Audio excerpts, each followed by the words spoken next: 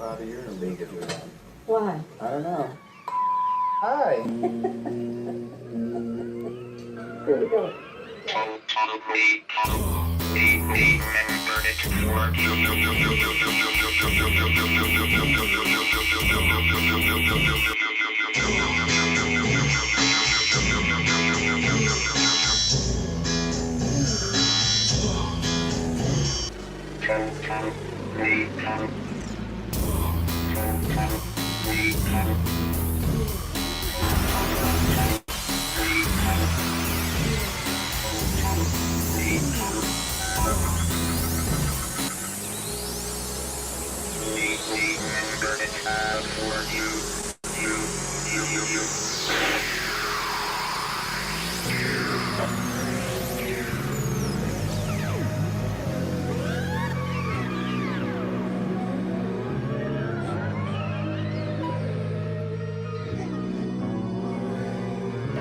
Like and subscribe. Please look.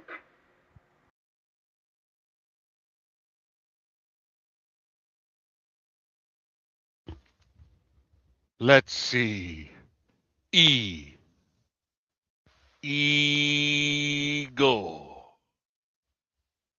Egypt. Easter. Easter bunny. Easter parade. Shut up! Oh, oh, oh. Welcome. Welcome, weirdos, and good evening. It's Total Recall, the show that remembers it for you. I'm Jethro Bot. I'm your host. Next to me is your other host, the Wizard. And tonight we have our 50th episode. Check out my shirt. I'm 50. We're 50. I bought the shirt, so I had to show it off at least once. Okay. Uh, our goal Nobody to has a point of reference yeah, no one for has how a you pointer. open this thing. Yeah, yeah. Okay. That's insane.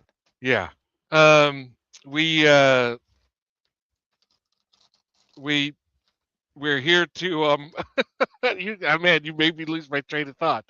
Um, but I always like to remind folks that if you have a movie in the back of your mind, something that when you were a kid you loved and loved dearly, but now it's been a while and you're not even sure if you should ever revisit maybe it's not worthwhile. Maybe it's not very smart or very funny. Maybe it's extremely cringy and, racist in a special 80s way. Who knows? So we're here to help you figure it out. We will pick, we'll watch the movie for you and then we'll get back to you on whether or not you should actually watch this. This is our 50th episode. We have a surprise movie. No one's guessed it yet. Going to go ahead and give you like one more clue because I brought a special beverage with me. I'm in the I've got a taste for living. I'm drinking cold blue ribbon. I've got Pabst Blue Ribbon on my mind. Mm, you gotta love those beer jingles from working class 70s, 80s working class beers. Yum, yum. I haven't had one of these in a very long time. Well, it's not bad. It just tastes, Is it better than Schlitz? yeah. Hmm. But isn't anything better than Schlitz? When you're out of Schlitz, you're out of beer. That's all I remember of the Schlitz jingle. But that was a Schlitz jingle. When you're out of Yeah. Schlitz, you're out of beer. Hmm. Okay. Well, Look out um, for the bull. Look out for that Schlitz malt liquor bull. I always liked malt liquor. Uh, slogans because they were honest. Schlitz malt liquor works every time. It works every time. You know, that's That it that's an does. appropriate that's an appropriate slogan for malt liquor. And yes, there's also Here Comes the Bull. That Schlitz Malt Liquor Bowl. Hmm. Yeah. Well, before we go into the movie, I have Hmm. been saving this Oh, okay, that's for an exciting. episode. This is a Christmas peep. I got this for Christmas What from is the fla- What is the from my flavor? darling wife. Oh, but wait, it's freeze dried. It's freeze dried. It is a freeze dried peep. They offer those, or you did that somehow? A candy store up here has a whole wall of candies that they have freeze dried. Oh, wow. So, by the way, freeze dried Skittles are amazing. Hmm. I highly recommend them. But this is my first try of the freeze dried peep. Hmm.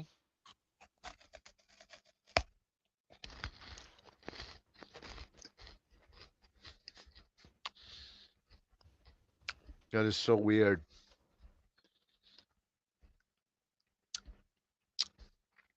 And it's kind of amazing. Oh I yeah. love it. Yeah. Well, I'm not surprised. You really like weird, I do. weird candy. I like weird shit. That's so true. But Yeah. no, it's like biting into a piece of styrofoam Hmm. texturally initially. And a really dense, hard styrofoam. Hmm. And then it starts to melt into this creamy, yummy goodness. Hmm. Interesting. It's a surprise. Well, they make that styrofoam that melts in water. Yeah, You but it's could not eat, yummy. you could eat it. You could, I don't know, probably put some paprika on it. Okay, let's talk about the movie. It's time to reveal the movie. This movie was made in 1979 when they still brewed Pabst Blue Ribbon beer in Los Angeles, California. And it stars David Naughton from An American Werewolf in London, actually, very soon before he makes that movie. It stars Michael J. Fox, billed as Michael Fox. He got this role because the movie was shot at night and they needed an adult to play an under 18 character. So they put a little rosy cheeks on him and bing, bang, boom. Now he's got a career. And this is his first movie, right? This is his first movie. He goes on to make Class of 1984 and, of course, then finds fame with Family Ties and big blockbuster films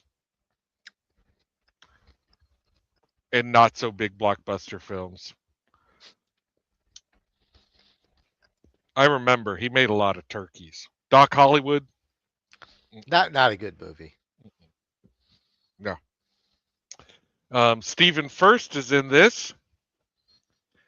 No one's ever going to guess what it is. Eddie Deason is in this. It's 1980s Midnight Madness. Midnight Madness is, as many of the films we talk about on this show, a early 80s HBO mainstay. It has the perfect formula for being that HBO mainstay.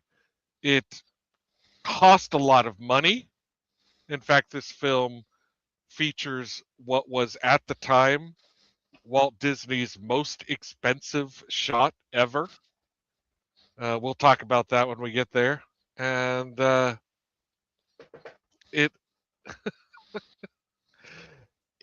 it did not do well at the box office. That's something that HBO would just let anything that tanked it at the box office. HBO would just be like, "Oh, well, we're going to show this every week forever." And we're also going to show the making of documentaries like for Life Force, which they used to show over and over again. Uh, but there's there's so many movies that kind of people talk about being an HBO kid. and I was an HBO kid. Not only was I an HBO kid, but so were my brothers. We were sometimes babysat by HBO, and this was, there are a lot of movies that we watch over and over again. Kids like to do that. Kids like to watch the same movies over and over again. I like to do that to this day, Adults do as well, but it's a big time kid thing, right? especially if we have a touch of the tism. Mhm. Sure, sure. And so we had many movies, and some of the movies that we've covered on here, but this is maybe the number one movie. It would be really interesting to find out how many times HBO screened this film, because they showed it over and over. And we also had a VCR, so we could record our favorite films and watch them over and over as well. And because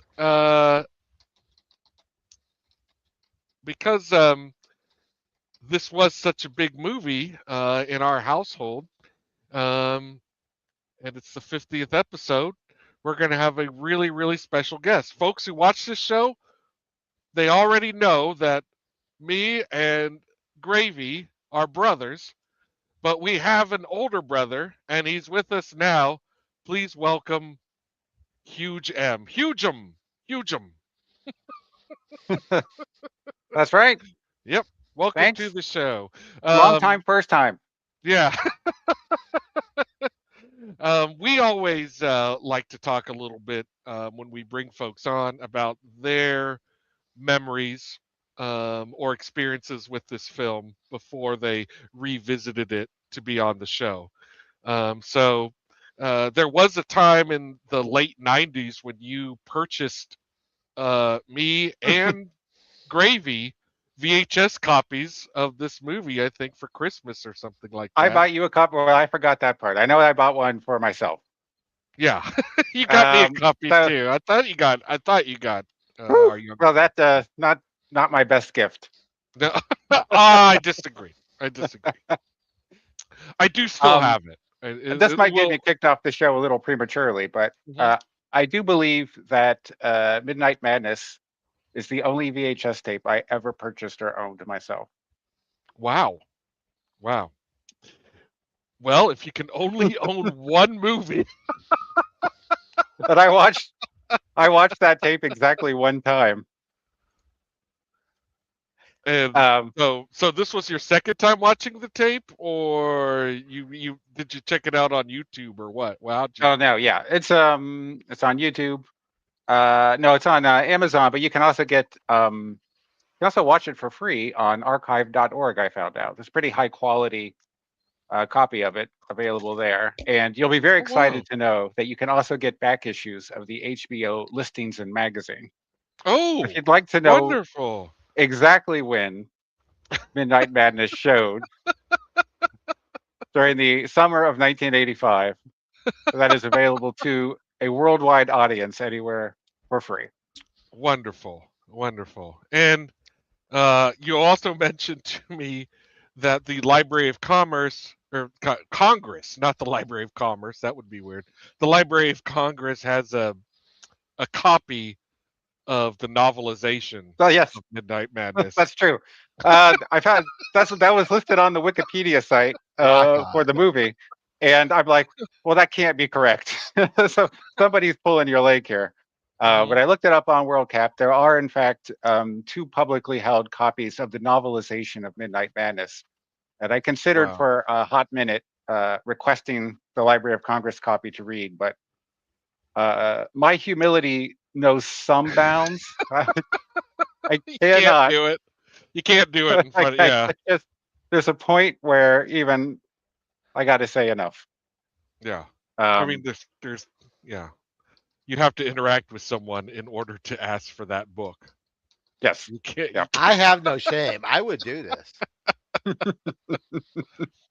I would read it. That's for sure. If I had it in my hands, I would read it. Hmm. Um, but that would be about the extent of it. Yeah. So yeah, we saw this all the time when we were kids. It was a bomb. Hmm. This film came out just a few weeks after another HBO special the film Scavenger Hunt, which was an even bigger bomb and is terrible. Is Scavenger And Hunt terrible? It is a terrible film. It is unwatchably bad. And wow. Midnight Madness is so on. There's a big board on it. They even have the same color scheme for the teens. I think it came out about 2 months before this, and Disney, who made this film, I think dumped on it. So nobody saw this at the theater. Yeah. And if you actually watch the the trailer for this, which is on YouTube as well, they barely mention the game at all. There's no Michael J. Fox and there's no Leon. They really, it's all beer and boobs. You know, they try and make it look like a randy college comedy. Exactly. Yeah. And so I don't think anybody saw this until Back to the Future came out, and HBO was able to license the movie for probably $5. And we got to talk about it, but it's a very memeable film, right? So this provided us with childhood beans that circulated in my head for years, Yeah. And I mean, look at our background, Pinball City. When do we never talk, like that? That's still in my brain. Yeah. Drove mom crazy every Easter. Anytime we ran out of cookies in our house, you better believe I let everybody know about it. There aren't any more cookies left. That's right. I still use cookies as a metaphor pretty frequently, actually. So anyway, excellent. I would tell people all throughout adolescence that this was my favorite film, even though you could not watch it after 1985. And so when they finally released it on VHS, I bought a copy, and I aired it for a room full of people. You were probably there. I don't recall, but it did not go over very well, and I was a little embarrassed by it. And so I had some reservations about revisiting this some 25 years later. But I think I have a different reading now. I mean, we'll talk about that. But there's some cookies in this movie, right? So we'll talk about the cookies. Yeah. Well, it's interesting then that you actually went into this screening with a still rather old memory that's negative. So we don't get that too often on this show. Yeah.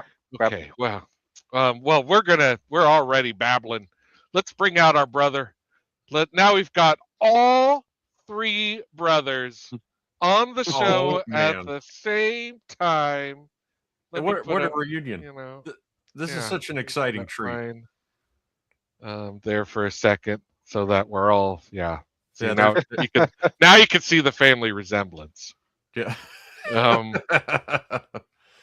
right. Well, Gravy, please tell me a little bit, and I do want to get to Wizard about this as well.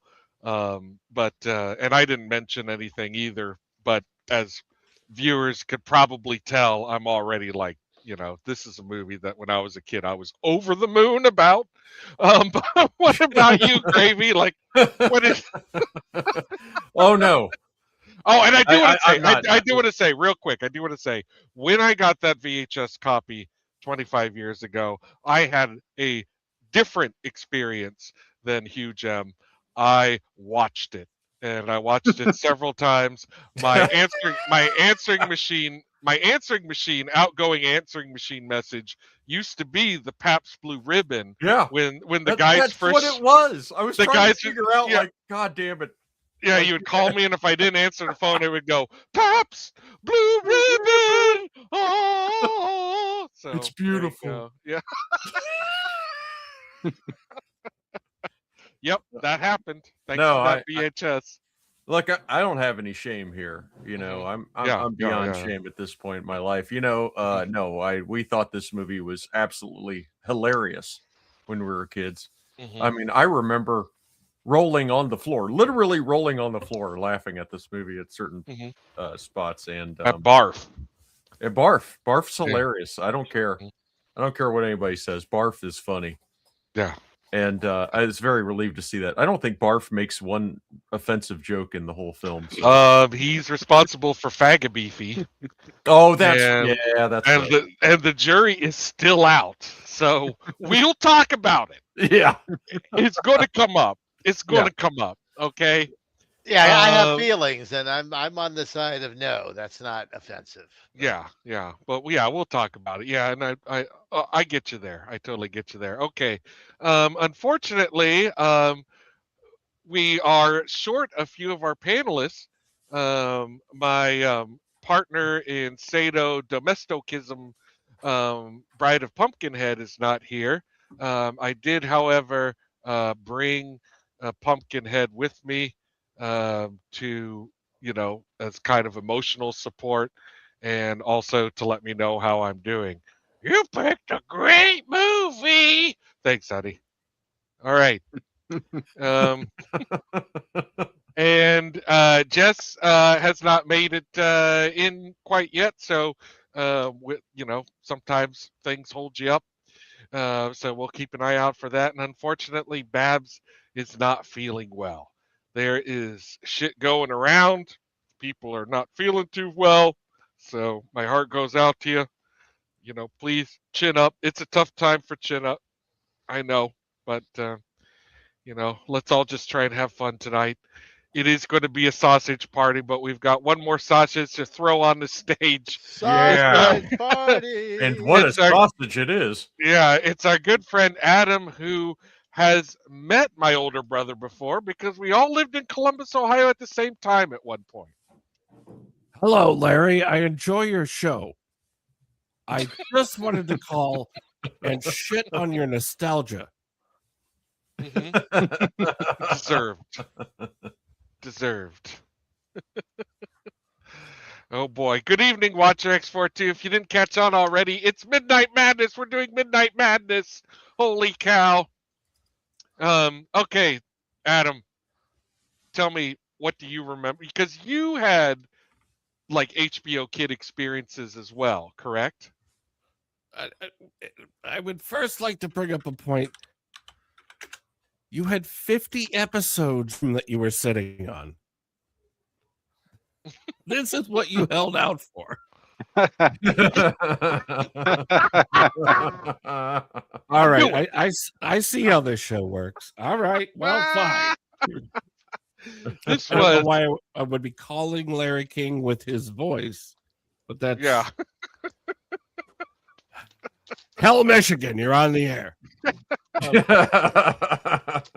Hello, Larry King. This is Larry King. I just wanted you to know I believe in you. Kingception. Go. Man, that is crazy coincidence. That's the second time I heard about Hell City, Michigan today. I didn't think I remembered anything about this when the title came up. I got that secret Western Union telegram from you. And I really could not place it at all until I had watched about 8 minutes of it and turned it off. And then the things started falling into place for me. Some images, some scenes, and the teams. Yes. I did start having some highly emotional flashbacks about it. Wow. So I had watched this in some other life. Clearly it was on HBO. Yeah, but, for sure. But I had no real memory of it at all. But it does have that veneer of, oh yeah, to it. I probably just blocked it out. I'm thinking that's probably what happened. So yeah, I guess I didn't realize that this didn't really hit HBO till 85. So, but that makes a lot of sense. Because that is definitely prime. That's the breadbasket year. That is the prime for us. Yeah. That is the breadbasket HBO year for us, for sure. The heart and soul of HBO, yeah. Right around 84, 85, yeah. And I can tell you, like, Wizard already touched on about a little bit of the tism floating around. I remember when I was a kid during this time that I was able to record movies, off of TV and was watching a lot of HBO. I was fast forwarding to my favorite parts. And we'd been doing Total Recall for a while before I suddenly dawned on me. I was like, wait a minute. I just remembered. I used to fast forward through movies. Like I would just like I think it was maybe even Solar Babies or one sort of like it that I was like, wait a minute. I used to fast forward to my favorite parts. Heck I yeah. fast like forwarded because through some this of whole the thing. because some of this stuff is a lot more familiar than other stuff, and it took a while, but eventually it hit me like, oh my goodness, like I had that short attention span issue. Yeah, big time. You know, But, if someone other than Stephen First had popped a boob out in this one, I would probably be in a little better mood. Right. Well, we can also talk about how Leia Thompson and Howard the Duck, and now the roller skating girls at the start of Midnight Madness are pretty much where my idea of attractiveness God bless comes them. from. Yeah. Especially the brunette. Yeah, I was about to say, I think we can all agree Candy, right? Yeah. Okay. Yeah, and no, that's awful to say, but I couldn't. And I think I do want to point out Just couldn't something help here. himself. Look, it is a sausage party. We referred to this as an early 80s movie, but it was released in 1980. Like yes, on the dot. It was made in 79, yeah. And has somebody who grew up in this era, this thing stinks of the late 70s in all the best ways. Oh yeah. It stinks.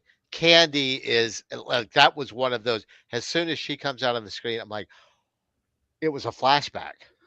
So just to put it in the context, 1979. This released the same year as Caddyshack. Yeah. All right.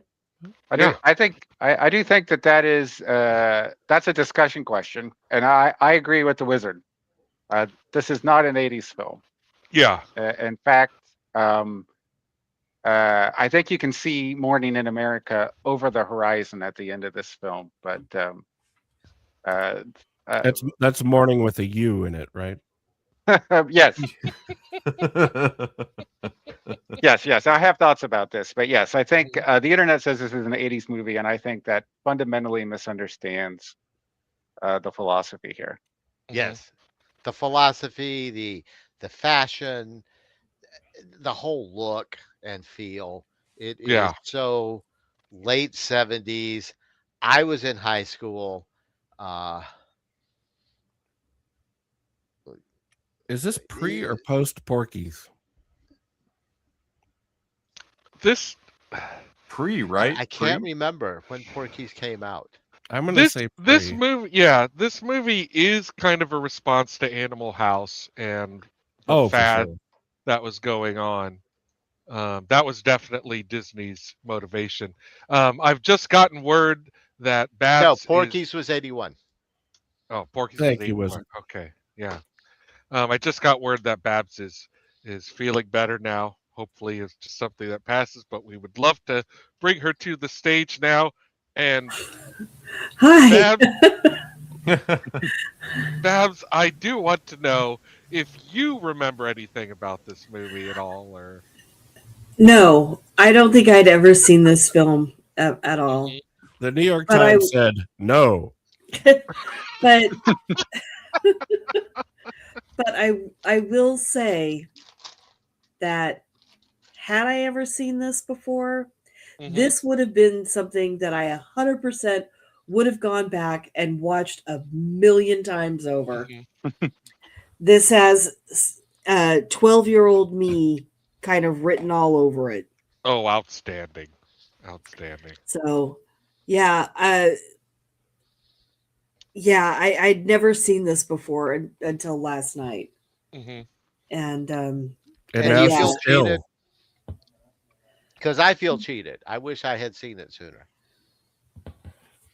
So, yeah, this was something that at the time, if this had landed on my HBO, if I had HBO at age 12, because I didn't get HBO until I was in high school, well into high school. but had I had the on HBO, I would have watched this all the time. It just would have been like, oh, all right, let's watch this. Yeah, this part's kind of funny. Haha. Though I will say, the Jerry Lewis guy, whew, that got old real quic. But otherwise, I think I can narrow that down to 3 people that you're thinking about. Right? I'm like Jerry Lewis.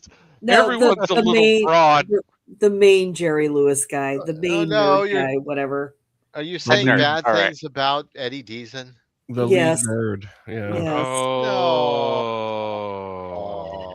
Sorry. All right, that's okay. We're gonna bring out the movie now, so we're already getting so dang chatty. I love it. I love it. Notice right away that there's no production cards before the opening credits. They tag this on at the end. You can tell. Yeah, that was like a last second addition. A night can be. Are you ready for a brand new game? Yeah. The lyrics are a little ominous here. They are. They are indeed. And rightly so. Yeah. I gotta say, my only complaint, I'm gonna give it away. My only complaint with this movie is the game is not called Midnight Madness and the song is not named after the game. And right. That upsets me. Midnight Madness is not the original title for the movie, but they came up with that at some point. Yes, I have paused it on the roller skating girls. Sorry. I'm sorry. No, you're not. They're kind of one of my favorite parts of the movie, honestly. Hey, check it out. Glass Gatorade bottle. Yeah. And he pours it all over his head. This is the first disgusting thing that someone does in this movie, and it sure ain't the last. Nobody ever did that. No, nobody does. No, nobody pours Gatorade in their hair. That's disgusting. No, and, now he's all sticky and yeah. And there's a lot more disgusting things that people do in this movie. It's one of my wish those favorite things two about would it. pour some Gatorade over themselves. Yeah, they'd be fine with me. It's pretty shameless, but their knee socks, I can't complain. So that they're skating around giving everyone invitations. This movie was made by the writer and directors of Gravity, the short film Gravity. Okay. Yeah. No way. Really? Yeah, it's true. This song was written by the same guy who wrote the Gravity song. It's a Gravity You short. are kidding me. I had am no idea. Not kidding you. I was actually going to ask if whoever wrote this film was clinically dead, but that's interesting. They're still working. Yeah, they are still working. They're both still working. One of the single most success, like obviously everyone recognizes Michael J. Fox as being a successful cast member. You but can this see her nipples through the shirt. I know. Oh, I hadn't noticed. Enjoy. There you are, gentlemen. There you go. I know. Babe. I know that is true. It was the 70s, man. It was a thing. Yeah, it was. It happened every day. This must have been the greatest decade ever. What is Stephen first mad about here? Ironically, it's because there's too much cheese. His wife. He does. He looks on this hamburger and then he gets He's really like, mad. I said no cheese. No cheese. Well, you shit out of luck in this script. Well, he's lactose intolerant, so but yeah, these writer directors, they had done a short film after Gravity, which starred Eddie Deason and one of the two twins that will eventually meet. So the two characters in this movie that were already casted in the script were Eddie Deason's character and the twins. And you they're can kind of anchors of this whole plot. Yes, they start the whole right. That exterior was also featured in the TV show Angel. There you go. Hey, is that building still there? I think Probably. Was it called the Hollywood Tower? I wonder. Yeah. That's an apartment building. Yeah. Sweet. I have a theory. I won't belabor the Twin Peaks stuff too much. But my theory is that game control does not actually take place in Cartesian space. It's the Midnight Madness version of the Black Lodge. I am totally down with this idea. Let me parse that out for a minute. Wow, that changes the whole film. Yes. I wanted to stick that in your head early. Here's where I'm totally disagreeing with Babs.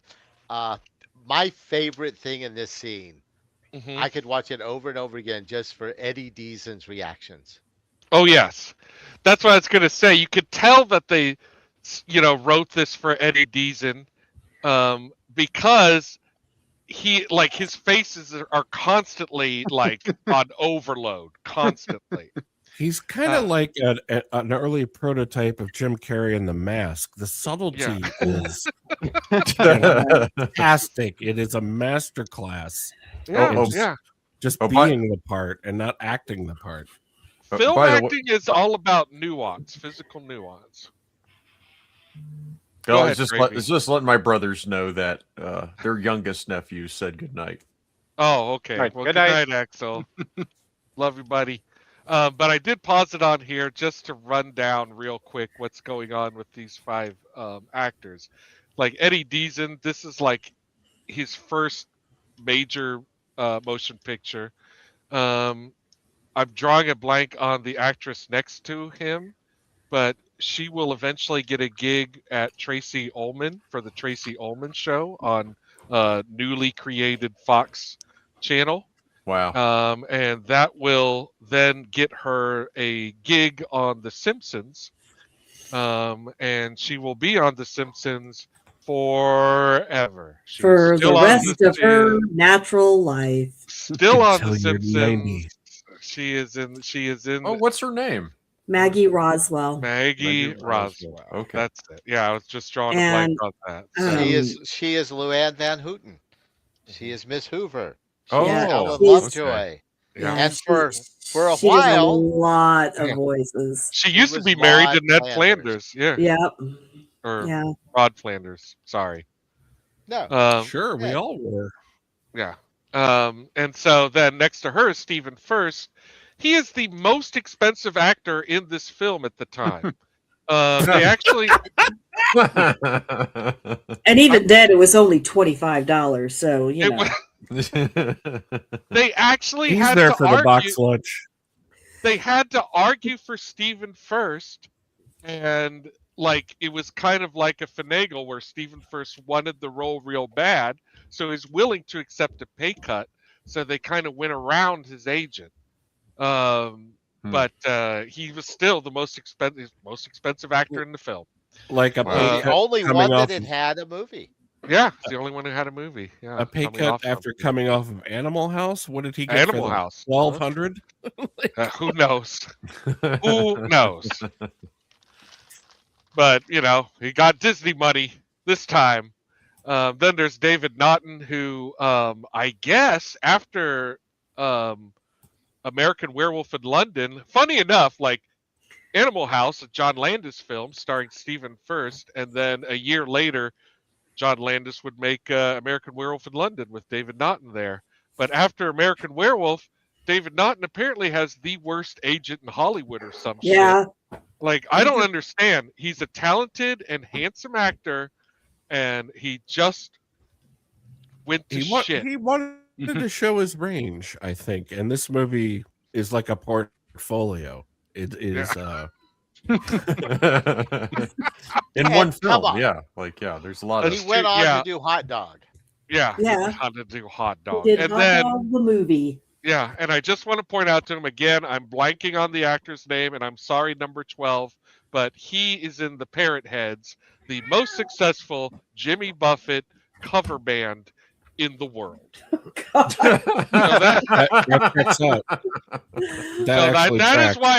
is why I paused there. And if you're wondering who Leon here is, he was a musician who did not even this guy did not even audition for this movie. He is picked out of a crowd. He has to take a break from being a musician in order to make this movie. He starts doing a little bit of acting and also music. And then years later decides, I want to do something else with my life. I want to be the real life Leon. And that is what he did. He started producing game shows and creating games. Oh, you're kidding me. I am not kidding. Nope. That is the true story of that man. I mean, I don't want to stereotype, but if you went into any computer software management place in 1979, the entire building is full of that guy. Oh yeah, Like- he would have been running the show. He has worked on Card Sharks, Love Connection, plus all of the Super Lotto Powerball draws. You're kidding me. Nope. Nope.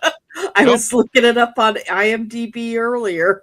Oh, he Nope. was the producer of He Powerball. became Leon. Yeah. Hey, once Yeah. you Who's the get Midnight producer? Madness, you got to play.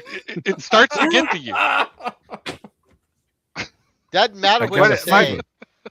Doesn't matter what My you biggest do. things. My biggest anxiety rewatching this film. Eddie. But this is the scene that was just like, oh God, okay. Enough. Oh Enough my with God! the- Yeah, this is It came early and it was just like, and I'm out. Yeah. Fuck you. This is about where I checked out, I think. Yeah. Well, this is a foundational text in the articulation of the 80s nerd archetype. And it's Right. interesting because it hasn't been associated with STEM yet, right? But these guys are into art and library science. Sure. So it's still in a process of becoming, which I think is, Do we mention the Fat Girl twins or no? Yeah, they're the stars yet. of the show. Man. Yeah, they are the unsung heroes of this. The of the twins film. are the stars of this movie. I think there's something to that. This is the whole reason that Leon.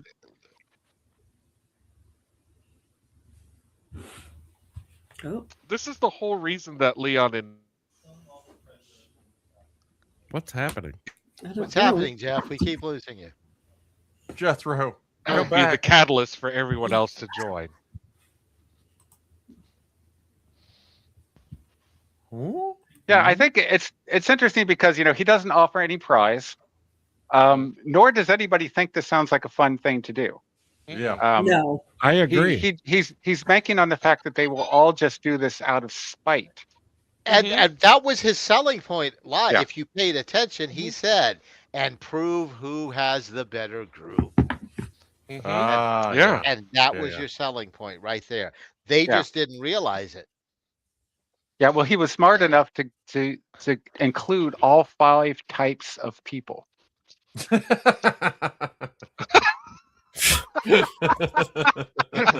You got the alpha All right. instance Yeah. of The your jocks, five. the nerds, the sorority, the fat chicks, the heroes. Sensitive Yeah, dude. Yeah. Donna is very clearly modeled off of somebody that dumped one of the screenwriters and her annoying friends. That's it. So you got jocks, nerds, Yeah. awful rich guys, Yeah. virtue signaling do-gooders, and sexually frustrated women. And somehow That's it. Flounder ends up drawing the sweet ass van. I don't know. Because he's the rich kid. I guess. But I mean, even in Pee His Wee's Big dad. Adventure, the rich kid didn't get the sweet ride.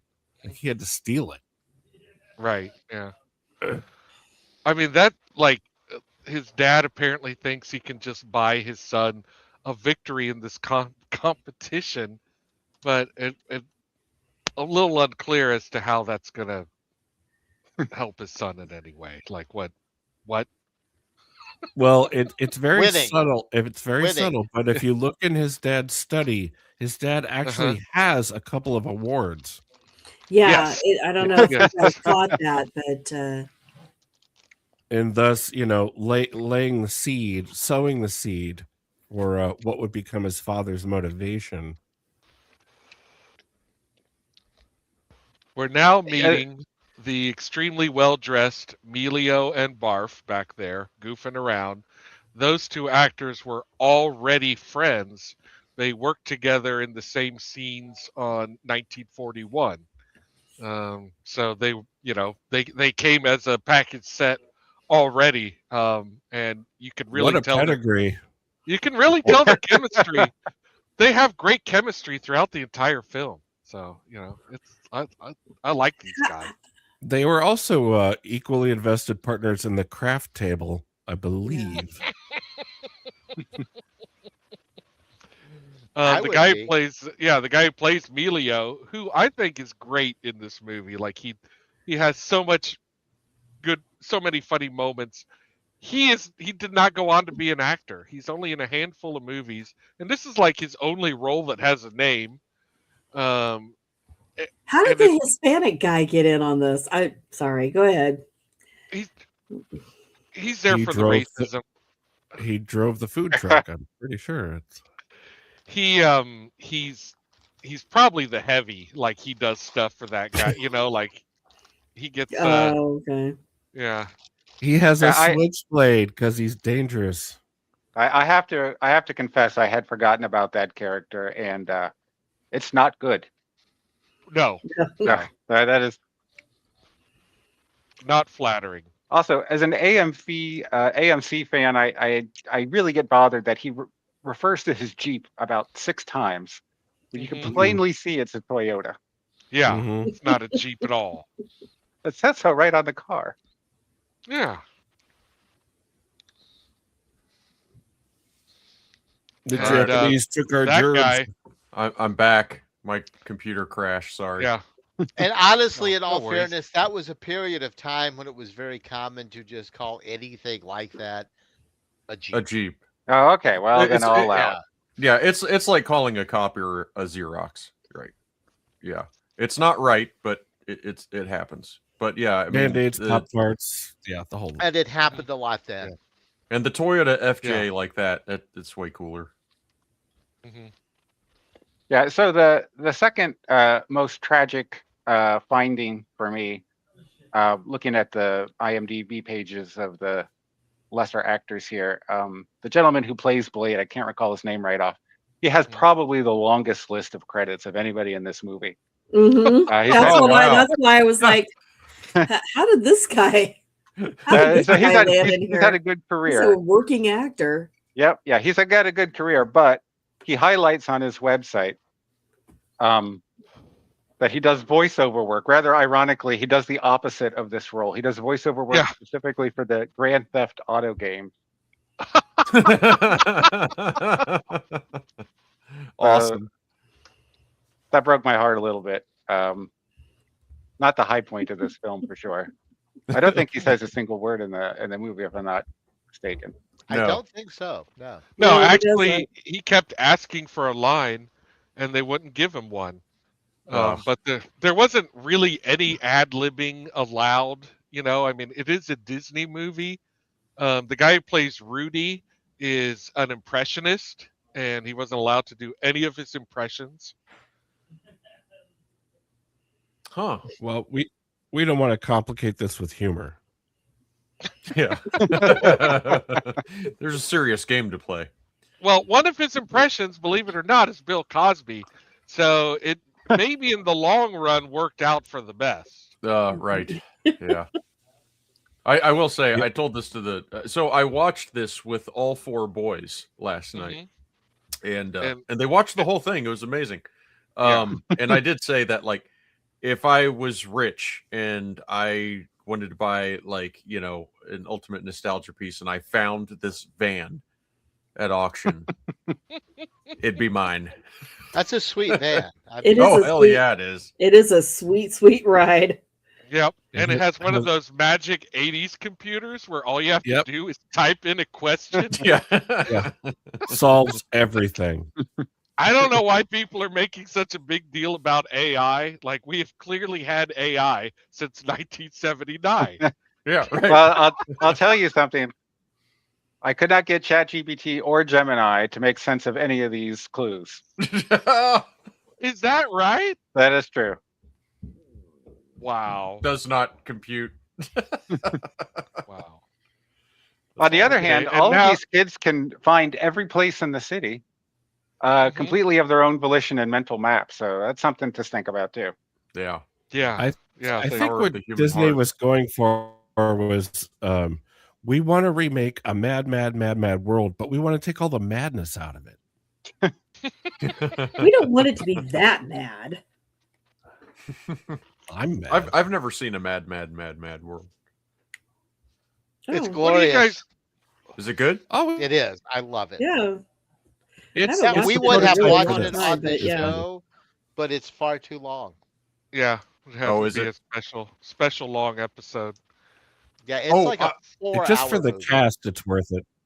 Just need for the it, yeah. cast, you should give it a look. But I want that it It's is not a so great good. film. Mhm. I would love to have a Game Master or Game Control shirt, you know? Yeah, for sure. You could probably They're both manufacture one of great. those. Yeah. Oh no, it's pretty technical. Yeah. He looks like especially kinky when he's wearing that shirt and they're wearing those shirts, you know, like Yeah. that's when I start that's when my mind starts wandering and I'm like, Oh yeah. do you think it's Please. a threesome or do they take Please turns? do not like how- describe him as kinky. Please do not put thoughts of Leon! his sex life into my head. Well, I gotta Eventually say, his landlady Well, will it call turns him a out he's not pervert. the one you got to worry about. Nope. well, this scene right here is the closest you get to like a bravura montage in the whole movie. Right, the closest that they really capture like sort of the electricness of Los Angeles at night and the the sense of possibility that the game might take is here, where you've got the 5 different types of people all getting the question All at the 5. same time, and they all unpack it immediately. The 5 stupidest groups of people that you've ever seen in your entire life, they all just unpack it immediately in exactly the same way. I like how they do it en route to nowhere too. Like they don't Yeah. read it and think Yeah. about where to go. They just go, you know. Just drive. Where Yeah. where are they driving this whole time? They're just driving in circles? Like where, I can only think if where are I'm they on going? Sunset Boulevard. I think best in the car when I'm driving. Yeah. I do love that it is this little like mini tour through Los Angeles. It makes me really want to go back. I have to say, I figured this out before they did. One Not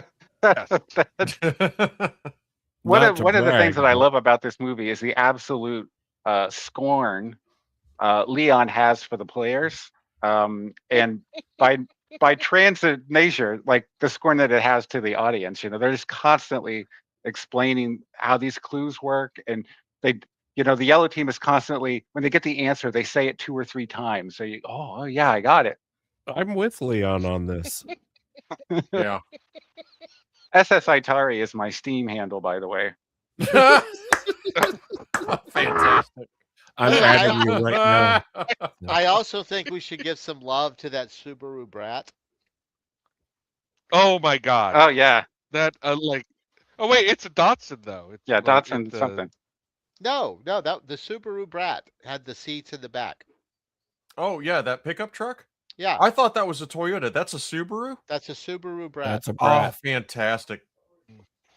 Fantastic. Yeah, that well, would.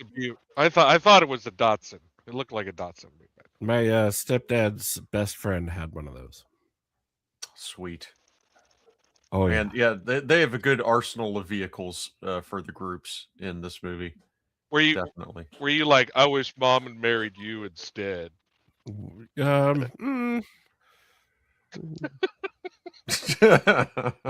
No comment. Sorry. No, it's fine. Sorry. Sorry. But the 4 human teams unpack the clue, and it doesn't do you any good, right? So they all space on what the stars are, right? So they miss the obvious answer, but the computer, of course, can see it because it's not supposedly tied into the vernacular of the city, so it knows to look. It's a Gordon Wizard 847. That's the computer. Wizard with an H. The Gordon Wizard 847. Gordon Wizard. The Wizard. What Wizard? Mrs. Huygens. Yeah. Say cool. Now say whip. Cool. I do love the board, and I love how quickly they were able to make like little magnetic models of their distinct vehicles. How did they know? Yeah, how did they know? You see him Leon planned it carefully. Leon has some omniscient properties. He's not totally of this earth, as I suggested earlier. And you got to remember something. He's a grad student. And a game master, which is the same thing as God on the lips of babes. It really is. He's flying a little close to being an anti-Semitic stereotype. It has to be said. I mean, it doesn't bother me because he is the hero of the film. I'm totally on Team Leon. He has here, no peer. He has no peer. Yeah. He's untouchable. And he reaches it in such a Zen way. Yeah, it's flying a little close to the sun. Oh yes, one of them is named Armpit. That's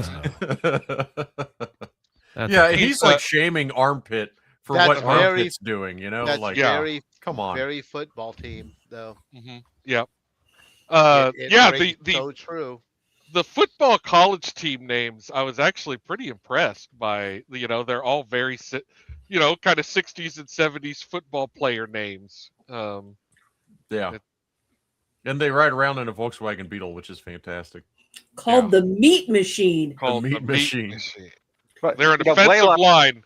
They constantly bring up that they're an offensive line. I'm offended. All right. Because that is their personality. Whereas these girls are just fucking awesome.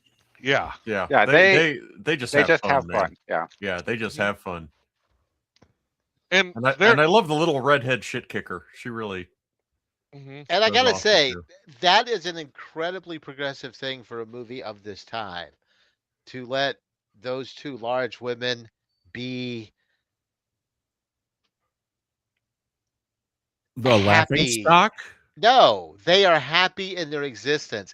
They are the most happy. They're the most comfortable people in their own skin of anyone in this movie. They're the only people who are not either riddled with shame or anxiety, or in the case of the meatheads. I would agree with you if they weren't put there just to be laughed at. Yeah, I thought that would be the case rewatching this film, but I would push back on that. I actually agree with the Wizard. I think that they are kind of the moral center of the game here, and if you see the very first time you see them, they're at the sorority buffet, and they both got the whole plate of cookies, which they're going to consume the entirety of. But they're fighting about who gets the last cookie. But instead of trying to take it from each other, which would be the standard 80s joke, right? They're actually, no, you take the last one. You take the last one.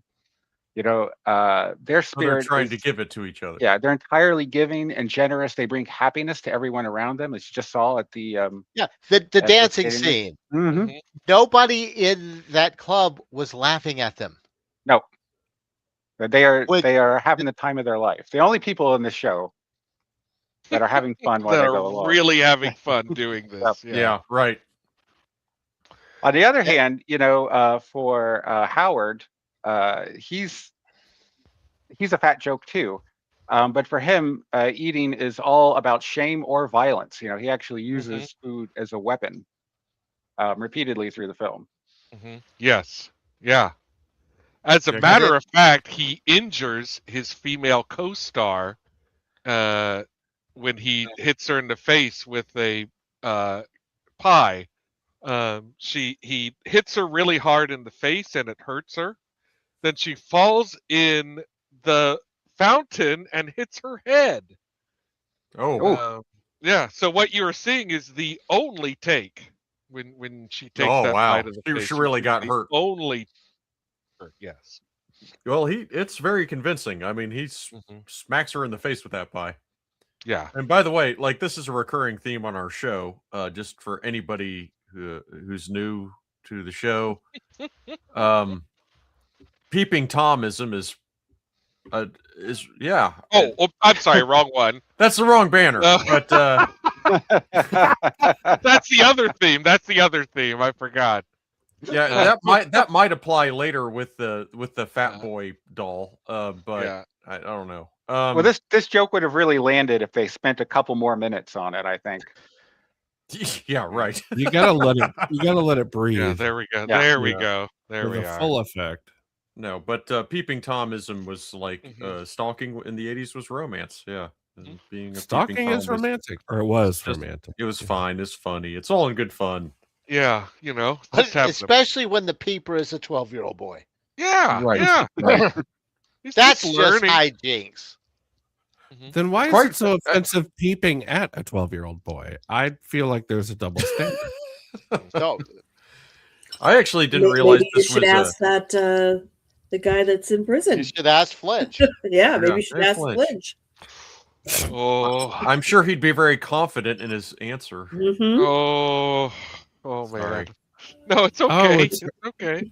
It's hardly the first time that's happened. As a matter of fact, the last time we did a PG Walt Disney movie, there was a freaking pedo on there too. Jeffrey Jones was arrested. Jeffrey Jones was arrested. I'll never forget that. I didn't realize this was a Disney film, and honestly, it is a bit randy for a Disney produced film. Well, that's what this was the time in Disney's history when they were floundering, and this is the exact same time as the Black Hole, really. The Black Hole. I was going to say first, this is like the Black Hole era.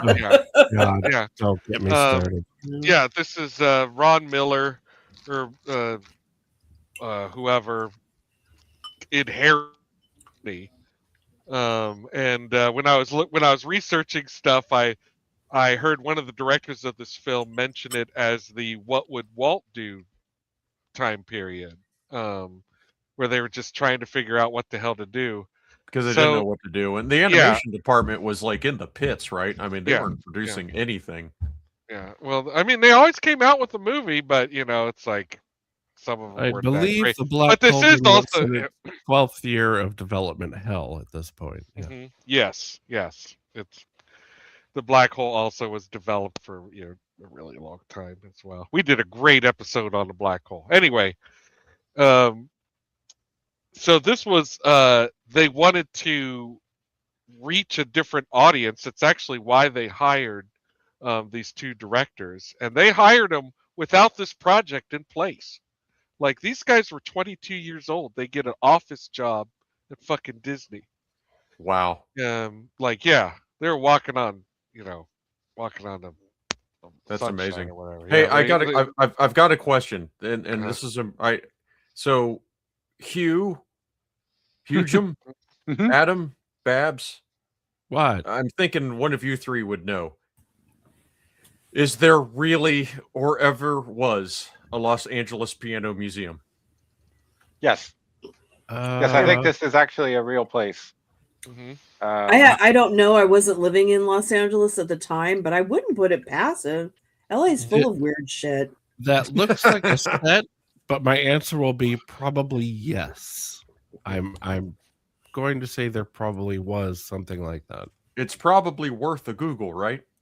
Yeah, a lot of these locations are real. Their names are changed, but they did really exist. The miniature golf place is the same location as Pinball City, and that was a fun palace that went through a few iterations before ultimately closing.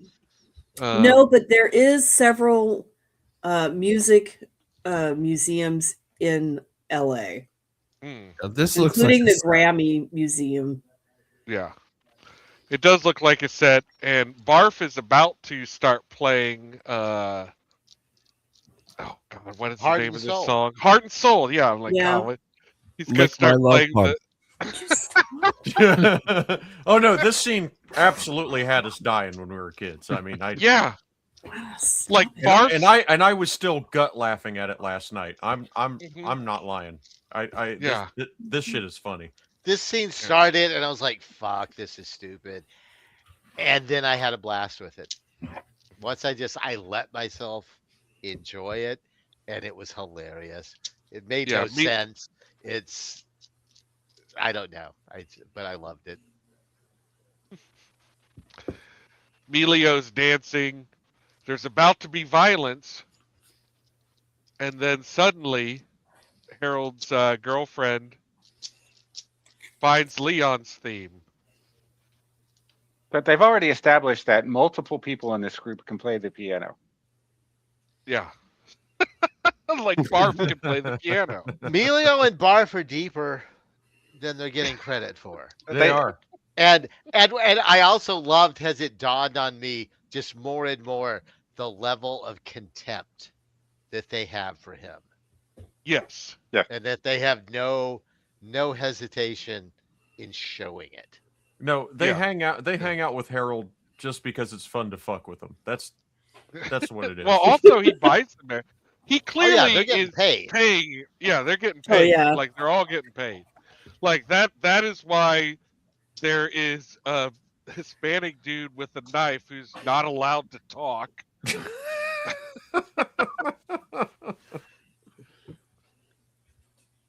Okay. Harold has sabotaged, and inadvertently, under the psychological context that, under the psychological context that Hugh was talking about earlier, it's possible that he actually did that on purpose, unconsciously. Oh, right. It was yeah. He put the bag of marshmallows in the compartment with his computer. Yeah, I don't know why, but Harold doesn't want to succeed.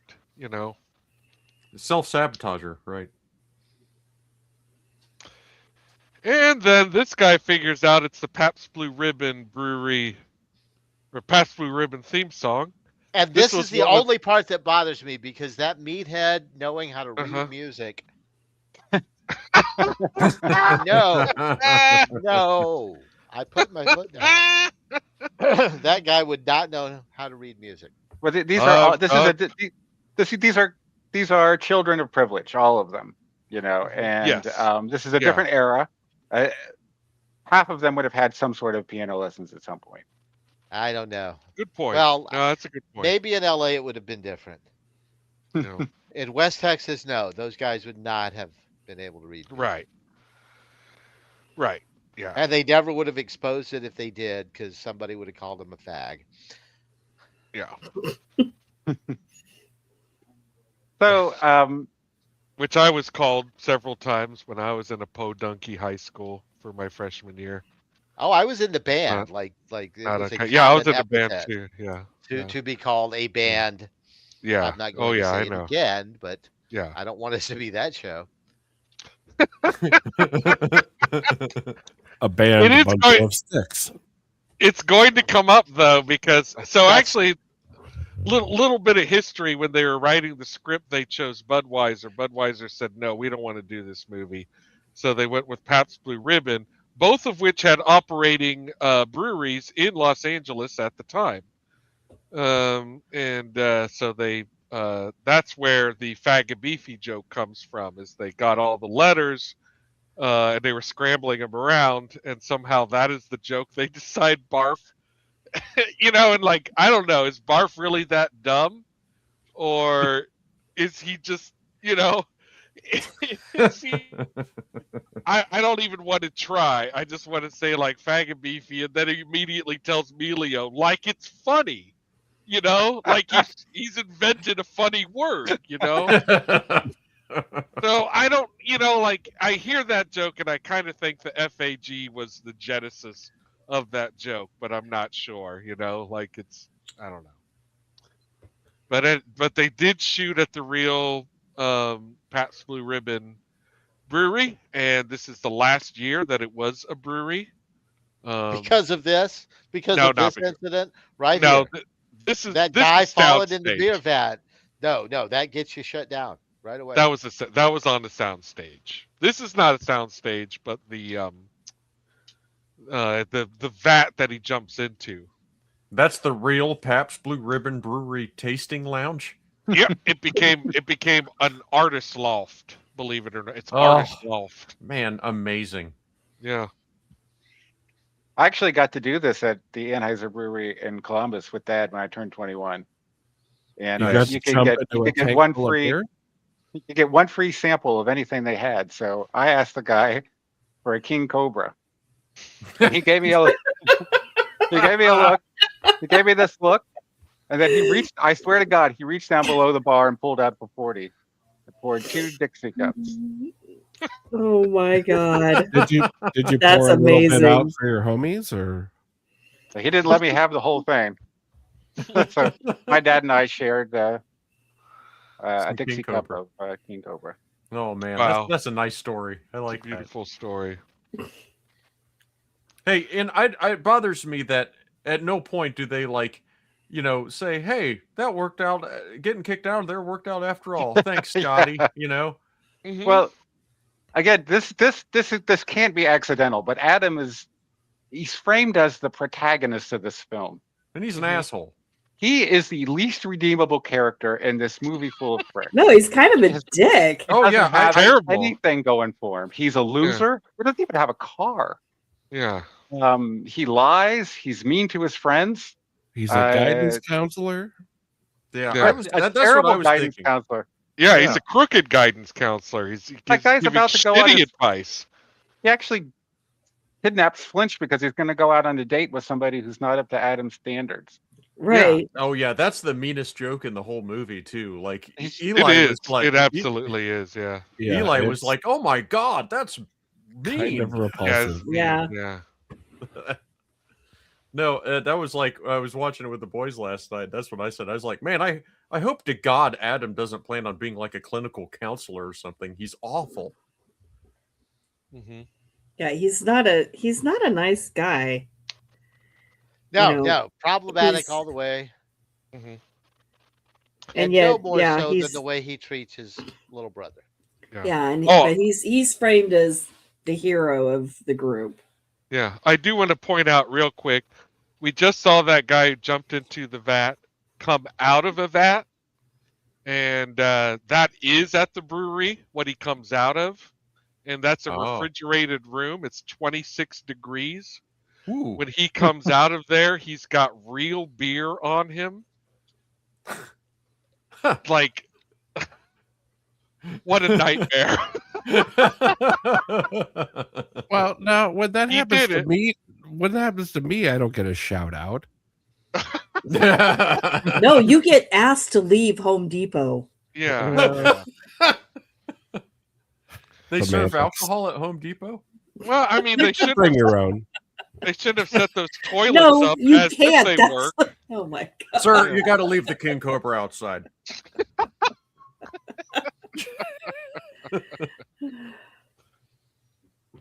My emotional support liquor.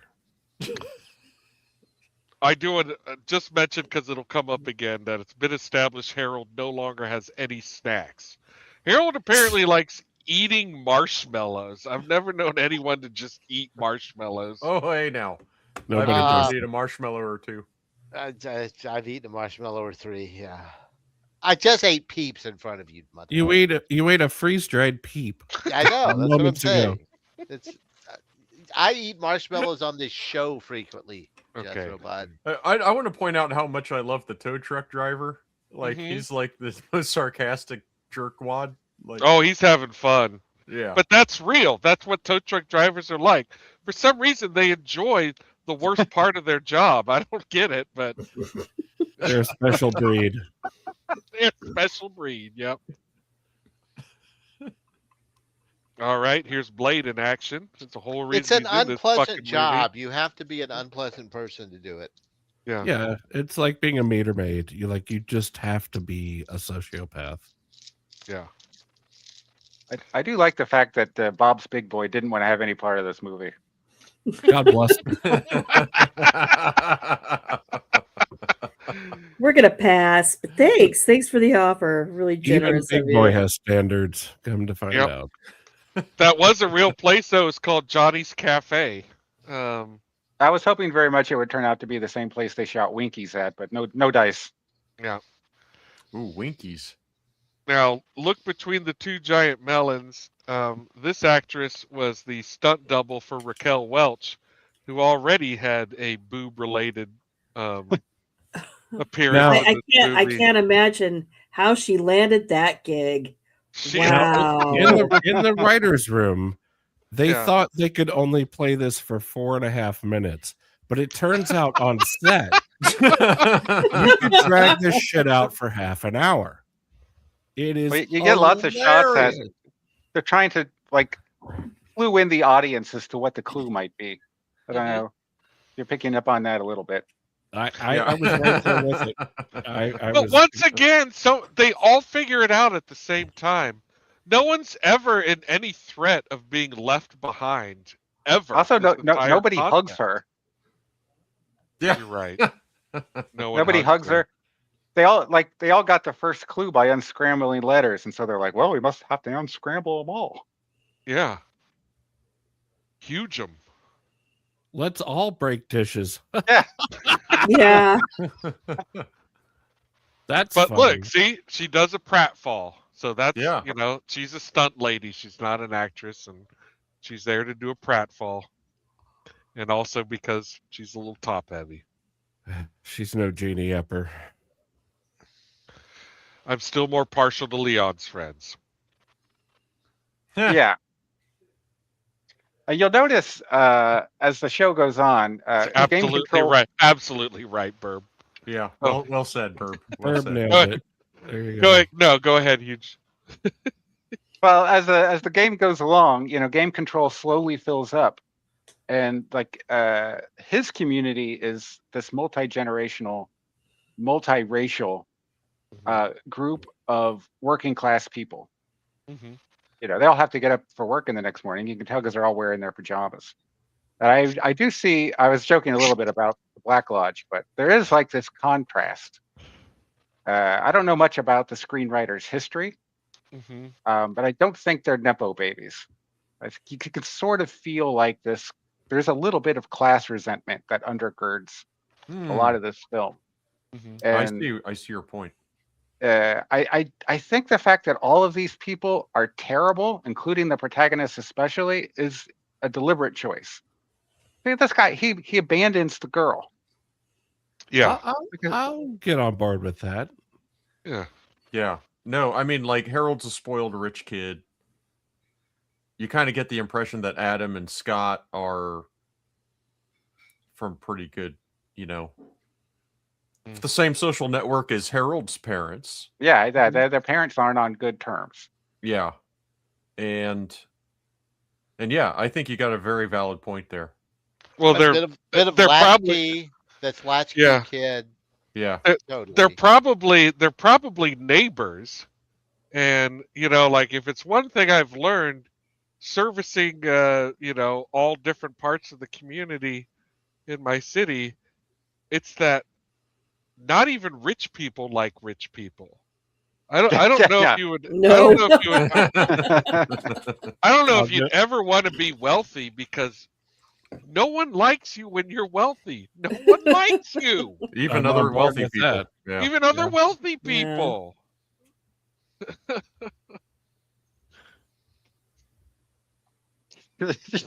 They hear with my brother, who I hate. Mm-hmm. Yeah. She could do a little bit better, I think. Oh yeah. She's really nice. She seems like a really good person. I don't know what she's whoever decided to put her in a baggy sweatshirt failed. So Did you guys notice that when they picked him up, he was no longer in the 26-degree part? Like they had found him somewhere else, you know? Like just as soon as he gets out of that tube, boom, done with the shot. Get this man in the blanket. Yeah, absolutely. Who's the guy in the picture? Is he famous? I don't know. He's hawking PBR, isn't he? Yeah. I don't know how famous he wish- could have been to get that gig. I wanted the tow truck driver to be Dick Miller. I really did. Yeah. They didn't have Dick Miller money. Only what you see on the shelf, kid. They didn't even have Stephen First money, so you know. Yeah, Right? exactly.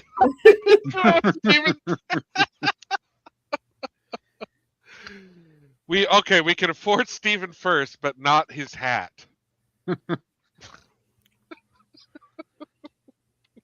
None for you, Yeah, Dick Miller. I know that the only reason anybody has seen this movie is because Michael J. Fox is in it, but they should have cut this whole bit out. I mean, like, his character brings nothing to this film. It's like their screenwriting book was like, the protagonist has to have some sort of development as a person. So they just throw in this brother randomly in the middle. Yeah. To make David Naughton look like more of a jerk. Yes. And it doesn't even work because he's like, well, I hate my brother. I'm out of here. Yeah, none of this flies at all. Well, but then they redeem that at the end. That's his redemption arc. It's barely a redemption. It really is a No. shitty redemption. He's Yeah. like, hey, I found a cake in the array of Yeah. food that they've given us already. So I'm gonna designate this your birthday cake. That's how great of a brother I am. Max, did you point out what you noticed about this car? Oh, okay. Please. Yes. So it's a lovely car. Those are not the original seats. I guarantee you that is a lowrider car. Yeah, it is hanging low. That is not guarantee you a mint if you Chevy. if you look at the seats, that is a lowrider car. That's somebody's lowrider. It's probably Blades. It's probably why the Hispanic guy got a part in the movie. Yeah. He showed up for the audition in that thing. They're like, hey, we'd production really love value. to use your car. Then you use I love me. his jacket. That guy's got great style. Back in the day, that would have been called a smoking jacket. Yeah. It still is, I that is think. all right. That lady, I'm sure, was in a million different things throughout her career. She There are is a several- Shakespearean trained actress. Seriously. I believe it. I want to She follow up. was the last minute casting change too. Like the first woman who actually started working on the role hated someone involved and quit. I want to follow up on Hugh's point about the class commentary in this film. Are all of these working class people in this apartment building watching this game to laugh at the privileged people?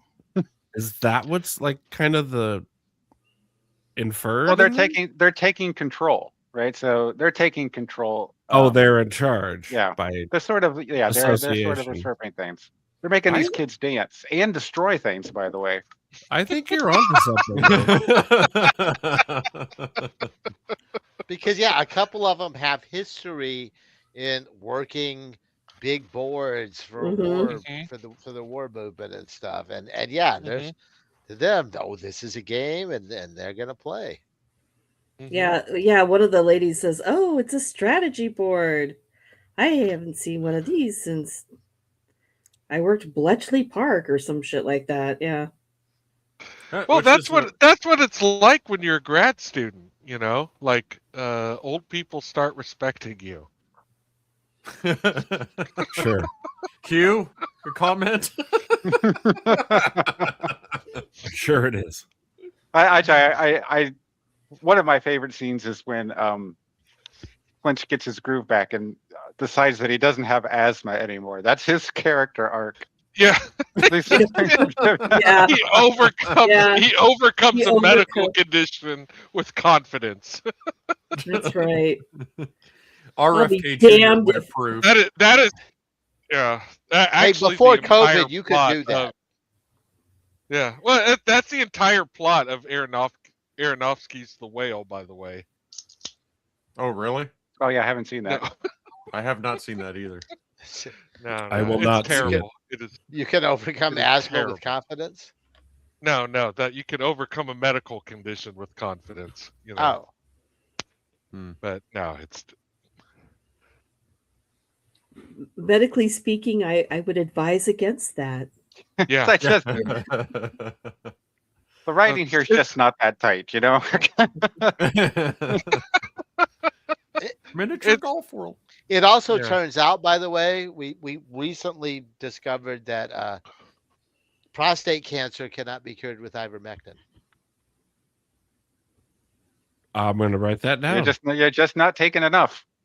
No, the guy who wrote Dilbert, the cartoon comic strip, Oh, Oh, Scott Adams. just passed away this week. Scott Adams, I from saw that. prostate Yeah. cancer that he tried to cure. He thought ivermectin would cure his cancer.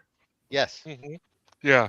Yeah. Apparently And there's- you know, and like prostate cancer for his age is pretty common and pretty treatable. So I don't want to Right. speak ill of the dead, but what an illiterate cunt. yeah. People believe funny things these days. Well, you know? actually, if you looked more into Scott Adams, you could have said that years ago. No, I know his politics. I just Yeah, he's a wow. horrible, horrible man yeah. in so many different ways. Yeah. Well, not anymore. I know all of the conservative Sorry. YouTubers I follow mean. today have been just sending him up like fucking Christ the Third. it's Dilbert. Yeah, It was never that funny. I did No. don't Dilbert like ever Dylan make much, you so, laugh? yeah. I didn't think so. No, I don't think so. Yeah, I didn't read it much. Anyways, Anywho, Back to the huge M. Yeah. Did- The huge Did we M. talk about the Dolphin. huge M? Like that's how they got here. yeah. Yeah. and another thing, you missed this a bit. They all come here because they know the huge M, right? But Yeah. that basically suggests that McDonald's doesn't exist in this universe. has always confused me. Always. I It's was like, getting more and more Twin why Peaks is as you talk about it. Yeah. why is it not a McDonald's? When I was a kid, I remember being like, so this, but not McDonald's. You know? well, this is a direct rip on Mad World. The The whole huge M. Yeah. the whole final scene is the treasure is beneath a giant W. That's the Giant, yeah. whole thing Oh. in that movie. Oh. Huge M. So it's a little shout out. Yeah, Yeah. just a little nod, a little It's an tribute. homage. It's an homage. Yeah, a homage. But this is like Hugem was saying earlier, like, you know, this movie turned into like a series of memes for us growing up through our childhood. Mm-hmm. You know, that was just like one of those inside jokes that we'd say to each other, like the huge M. Like Yeah. You Yeah. know, like just whatever. Take the eyes out. I always Bunny yeah. Easter Parade. Shut up. I also always loved just the way like the meat machine is laughing their asses off when they throw away that ball. You know, like the way they're like, "Oh, we'll do it your way. We'll refer it to a committee," and they're just so delighted with Yeah, themselves. yeah, You know, they're- like they're they having a can't ball. believe how funny it is that they formed a committee in order to decide, and It why is they're having a comedy. great time. Even Gosh. the drunk guys, he's coming back around, isn't he? Well, suffice to say, there's an inverse relationship between the quality of the jokes and the time they spend setting them up in this movie. Hmm. And the quick bits are pretty funny, but anything that takes longer than 3 sentences to set up, Look between the two melons. Yeah. Mhm. Yeah. Yeah. You kind of want those 5 minutes of your life back. Now they've gone back to get more burgers. Say they're really going to have to settle in to get this clue. Yeah. Yeah, I know. They're probably starving at this Oh, point. sorry, no, this is not It's been like a few hours Yeah, since their sorry, last snack.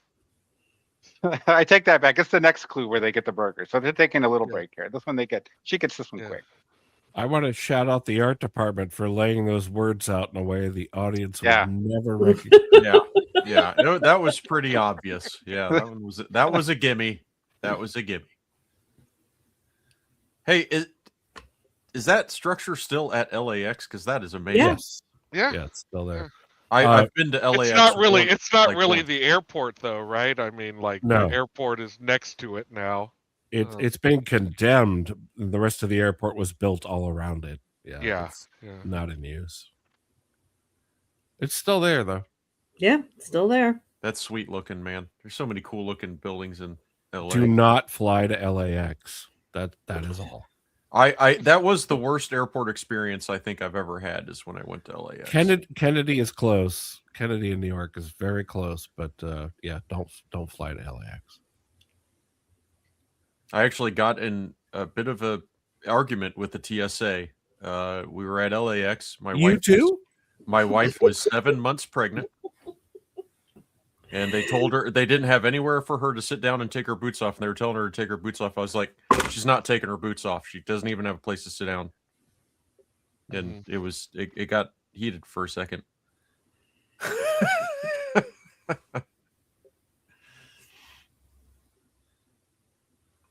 So how many of them did you punch out? I didn't punch out any of them.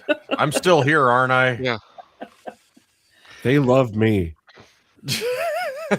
You again. Uh-huh. So Hare Krishna used to be a thing. And it used to be a thing in Los Angeles. And it used to be a thing at the airport. Yeah, it doesn't really live. It doesn't age well for the younger generations. No. This is illegal now. This is definitely one of the top 5 Hare Krishna at the TWA terminal jokes that I've seen in the movies. Out of the 5. If you've seen Airplane. I was going to say, Airplane's pretty much top tier. Yeah, Airplane is the superior. I love Airplane. But once again, watching that. Everyone is showing up at the location at the same time. Mm-hmm. And look, he won't go through. Yeah, I like that joke. Also, people nowadays probably don't realize you were allowed to go into the airport back in the day. All the way to the gate. Yeah. Pre 9/11, you were allowed to just go into the airport. Yeah, you could wait at the gate with people while if you weren't flying, you could hang out with them while they were waiting to get on the airplane. You just had to go through the the metal security. detector. Oh no, for the long time. At this point, there wasn't a metal detector. Yeah, that's true. And not all airports had metal detectors. And they had lockers. TWA. Holy shit. I didn't see that before. TWA. You know what they did have? Ashtrays. Everywhere. Fuck me, flying is a nightmare now. Yeah, it kind of sucks. TWA. Man, I didn't even notice that last night when I was watching this. It was the first airline I flew on. Another thing I like about this movie is that everybody cheats at some point. Yeah. Yeah. It's pretty cutthroat. Yeah. Well, that trophy is a valuable. Oh, blah, blah, blah, blah. That was another 1980s airport thing. There were lockers at the airport. You could put your bag in a locker and go get food. Yep. Or go have a cigarette, for fuck's sake. Yeah. And then you can have a cigarette at the bar in the airport. Yeah. Courtesy phones are no longer a thing either at the airport. Courtesy is no longer a thing. Courtesy, yeah. It's been outlawed. Yeah. Here we have Cherry Point. This is where Emilio's like, you know, I got this. yeah. Bruh. This is Melio's time. Yeah. Emilio's time to shine. That's chair. That's point. That's the point. Terry Point. And you know what? He's not far off. Yeah. But Harold just gets extremely pissed off at him, like really mad. Because he's But wrong. I suppose that this is supposed to get a laugh. Yes. Yeah. Yes. There is no product placement for Dr. Pepper. In fact, I think Disney told them not to do it, and they did it anyway. Well, that's thumbs down for me. Yeah. But yeah, David Naughton at this time was only known as the Dr. Pepper guy. You see, peppers are an interesting breed. Yeah. And original taste is what they need. I'm a pepper, he's a pepper, she's a pepper. They're a pepper. Wouldn't you like to be a pepper too? Oh, I do love Madame Leona. Yeah. This is great. Yeah. Why don't you marry her? Maybe I would. Think of Leon confidently striding into Pinball City. I love that Madame Leona is the gal in the Haunted Mansion. Oh yeah, that's right. Oh really? Mm-hmm. Yeah. The girl in the head and the crystal ball, that's Madame Leona. Yep. Yeah. Yeah. And, thank you, Burb, for bringing up Pee-wee. Paul Rubens, very early role for Paul Rubens here. He did not audition. They checked out the Living Theater and saw him there. And Disney was like, you notice he's not using the voice, and he's like a little tame. It's because Disney was like, we don't like this guy. We don't want it. We don't like him. And according to the filmmakers, like Disney, like started distancing themselves from this movie about halfway through production. Like as they were shooting, shocking, and they were starting to see things coming out. They were like, you know what? Maybe we don't feel comfortable putting our name on this level of broad humor. Like this is too much. There's too many boobs. There's too much beer. So the decision for them not to put their name on it came even before the movie was done shooting. By the way, Death Race was an awesome game. That was a real game. Yep. Oh, was it good? Yeah. Starfire is a real game too. It's just one that you usually sit in. You don't have. This Starfighter cabinet did not exist, but Starfire the game did exist. That's not a made-up title for a Star Wars video game? No. Nope. Starfire's real. I definitely played Starfire. That's Star Wars. Let's I all know. just admit it. I get it. You're right. Oh, was it stolen intellectual property? Absolutely. Oh, sure. Yeah. I think that was probably a beta, like a first time through the shoot, like attempt at making a Star Wars game, and it wasn't quite what they wanted, and they couldn't do as much as they wanted, so the little renaming, that's what it is. It's like a beta for what became the Star Wars game. And who knows how exactly Leon arranged this particularly, but yeah. Well, all of Leon's exploits involves explicit bribes. All of it. Like, everything he does is like, hey, you know what I mean? Like, here, look, have you met my friend Andrew Jackson? Look, just look over there for a second. No, Leon is slick, and he talked them into this some way. There was some sort of a shady under the table deal, or some sort of I'll wash your back. Well, I can tell you that the proprietor of Pinball City was probably looking at Leon's friends and thinking, maybe Candy. I wish someone would wash Leon's back. Yeah. Jeez. You probably need a brush. Get the hose. Is Candy's the brunette, right? Yeah. Yes. Yeah. Okay. Like, I know that, like, we were talking about which one we like better backstage, but I have not actually decided. They're both great. I like Rick's comment in the chat. This movie really could have used some Eddie Deason. Brought some star power to the cat.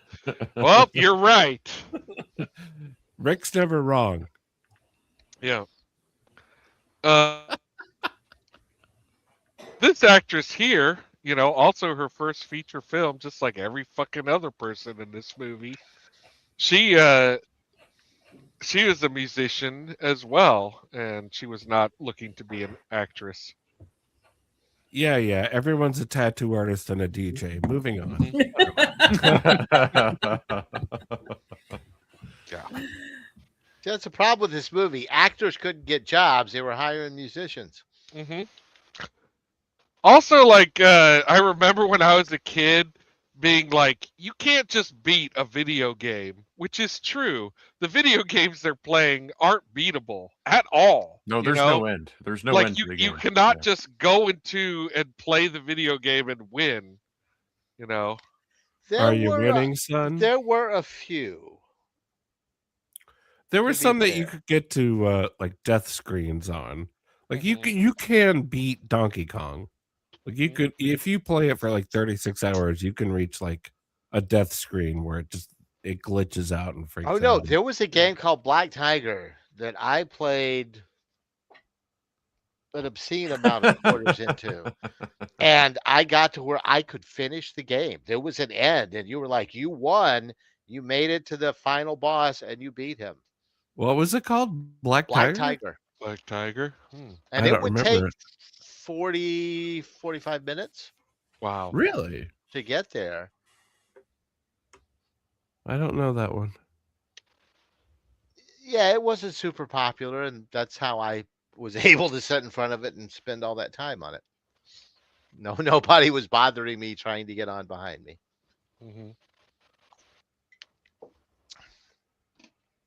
And I did. But I mastered it. So who did this actress end up being? What else has she done? She's actually in a lot of stuff. She's very familiar looking, and yeah. Again, I hate the choice of a baggy sweatshirt for her. Yeah. Have you seen an episode of The Love Boat? Have I? Oh boy! Oh yeah, that's you have seen this actress. She was on the Love Boat. Yeah, yeah, she was on the Love Boat. Every voyage, or no? But I mean, two episodes, but also Heart to Heart. Yeah, the she's American Girl. Look out. Super familiar. Probably did a ton Bay of City TV. Roller Show. Yeah. Oh, the Croft Comedy Hour. The Hardy Boys Nancy Drew Mysteries. Okay. Yeah, she has 70s guest star written all over her. Barnaby Jones. Yep. The Brady Bunch Variety Hour. Oh, although several of these things she's playing the same person from her Croft Super Show character, Super Chick. Super Chick. Super Chick, part of Captain Cool and the Kongs. Jesus Christ! Hey, I know words, but I don't understand them.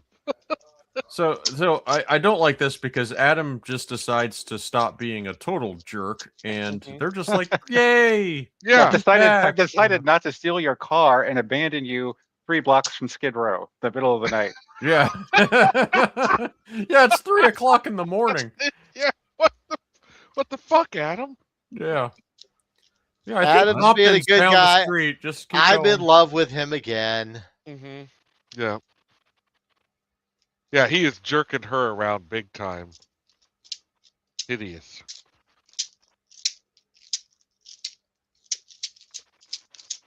And then man. Harold pulls sweaty Harold.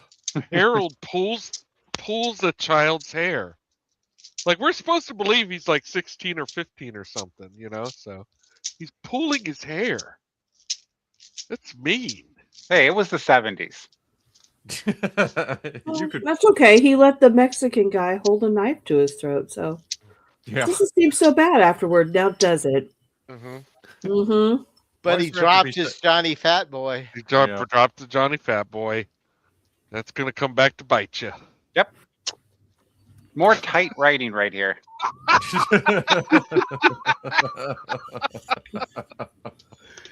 It's a very competent. I think it's a really competently made movie. I mean, someone working in a big studio with, 22, 23 years old.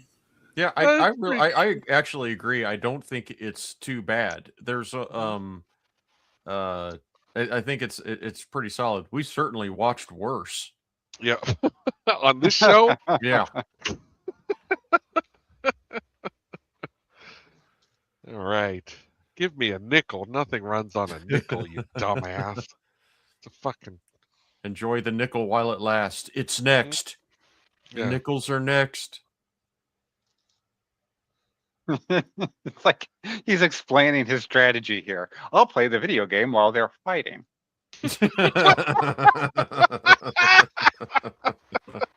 You see, we're the smart ones. You see, if you listen very carefully to this movie, they will decode it for you. Yeah. Nothing's left up in the air. I do want to say that scene was pretty fun, and it looked like everybody was having a lot of fun making it. Mm-hmm. Was he doing Pee Wee Herman yet? Do we know that? He was. He they was. saw him. They saw him doing Pee Wee Herman. So Disney must not have liked the voice. They stopped him from using the voice, and he does just seem pretty restrained. Yeah, because this is the same year that he did Cheech and Chong's next movie. Okay. Where he I'm not sorry. Pee-wee's up. Yeah. No, you're thinking of Nice Dreams. Oh, you're right. That's what I'm not sorry is Nice Dreams. Yeah. He was not the hamburger dude yet. He was the guy that worked at the hotel. And the called the bellhop, police. Yeah. Mm-hmm. But then you get to see a little bit of his stage show when they go to the comedy club. Mm-hmm. So you see a little, not Pee-wee, but nearly Pee-wee. I think the cat is scratching at the door. Excuse me for a second.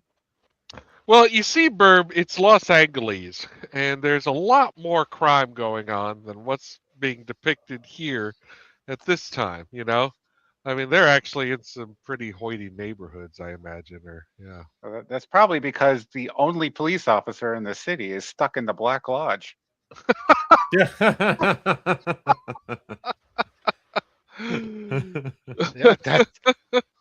Yep. I'm in the temporal anomaly, and I'm going to arrest this old lady. Well, no, he is. He's going to call all his cop friends and say, "You leave these guys alone. There's a game afoot." Yeah. This all happens over a radio too. This is a very pro We're analog. We're gonna arrest this mean bitch. Mm-hmm. Yeah, she smashes his property. She can't do that. I'm furious about the fate of that truck. Mm-hmm. Yeah, I know, it's terrible, heartbreaking. So you have to look at the movie that's not here too. That truck did not fall into the La Brea tar pits. Mm-hmm. No, it fell into the LA River. The LA River, which is there were no car chases in the LA River. Mm-hmm. Yeah. I cannot help but laugh anytime anyone says LA River unironically. It's a sewage grate. Yeah. It's an aqueduct. Uh-huh. All I think about is Terminator 2, baby. Terminator 2. They made great use section that's a little bit further up toward into the foothills of the LA River that is actual river. And people go rafting on it. They take their canoes out on it or their kayaks or whatever shit. Yeah. And I'm like, why? Why would you? You know what's in that water? Yeah, thank you. Yeah. Tahoe is only 4 hours out. Okay. You could be in Tahoe. Yeah. Tahoe is not 4 hours out Yeah, from LA. it's more like 6, right? 6 hours, maybe. It's at least 6 to 7 hour drive. I don't Well, have these 4 guys, hours. yeah, these guys rush up to yet another prolific character actor. Maybe behind I the counter drive better there. than some of you. That's all I'm saying. I drive As it up the turns- aqueduct. As it turns out, they do have a room. I'll drive it again. Now look at the bed sheets and the furniture. It's amazing. This was a high water mark in interior design. I have to say, I yelped a little bit when I saw them put up the poster of the Bonaventure Hotel inside the Bonaventure Hotel.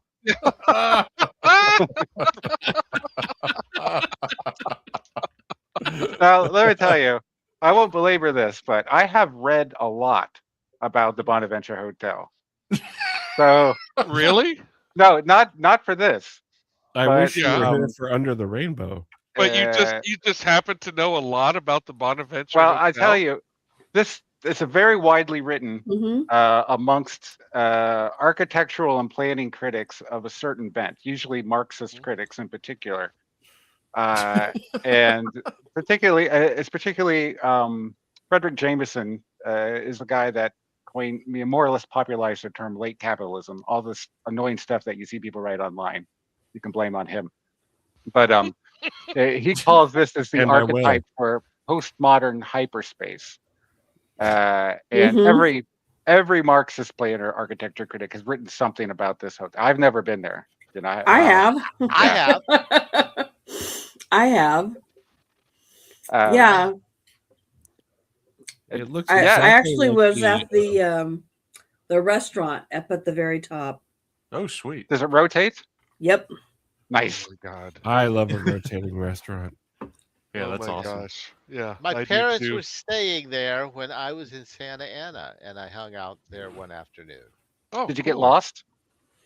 A little bit. You're supposed to get lost, right? Mhm. I found it confusing, yes. Gosh, I guess I just I never realized what a destination this hotel is. Well, it's more like an academic site. I don't know if it's something that tourists actually go to unless they're staying there. Maybe it is. I don't know. But I don't know if it is anymore. I think mostly now Not it's more anymore, like no. business Mhm. or events, political events, that kind of thing. the interior Yeah. does look interesting. I mean, looking at the way the space is broken up, and Mhm. It was weird. Yeah, it looks strange. It is weird. It looks strange. Yeah, it looks very. And like, strange. and I was there. That would have been like 86, Mhm. 87. It's sort of like a casino layout without the games.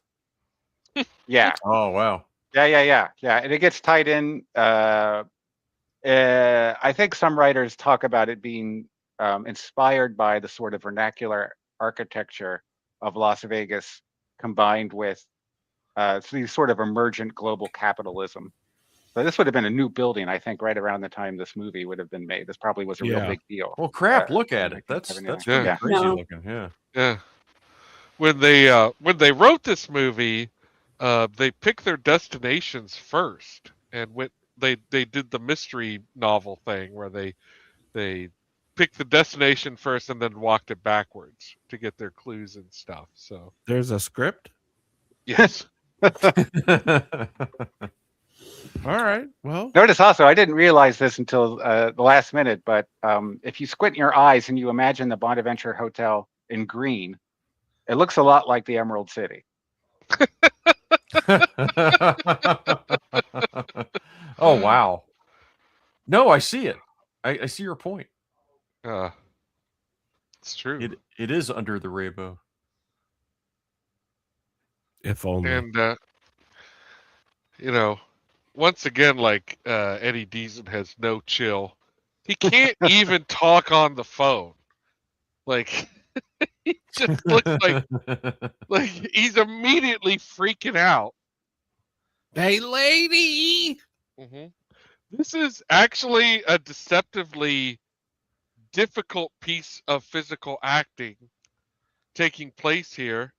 which is why they did 17 fucking takes. I can't imagine the torturing this poor lady. Well, it was worth it. Yeah. It was a priceless moment in cinema. There was that kid that had his arms torn off in a thresher, and he not only made it back from the field, but he dialed 911 with his face. I don't want to hear it. Wow. Right. That's a true story. All right. That happened. They went out in the field and got his arms and sewed them back on. That happened. It was a thing. Whoa. Those elevators were really cool, by the way. I got to ride one of those. Oh, that's cool. Oh, I definitely ride up in that. Yeah. There's some great facial expressions in this movie. And a lot of great this movie is nothing but great facial expressions. Yeah. How about another phone montage? Can a movie have too many phone montages?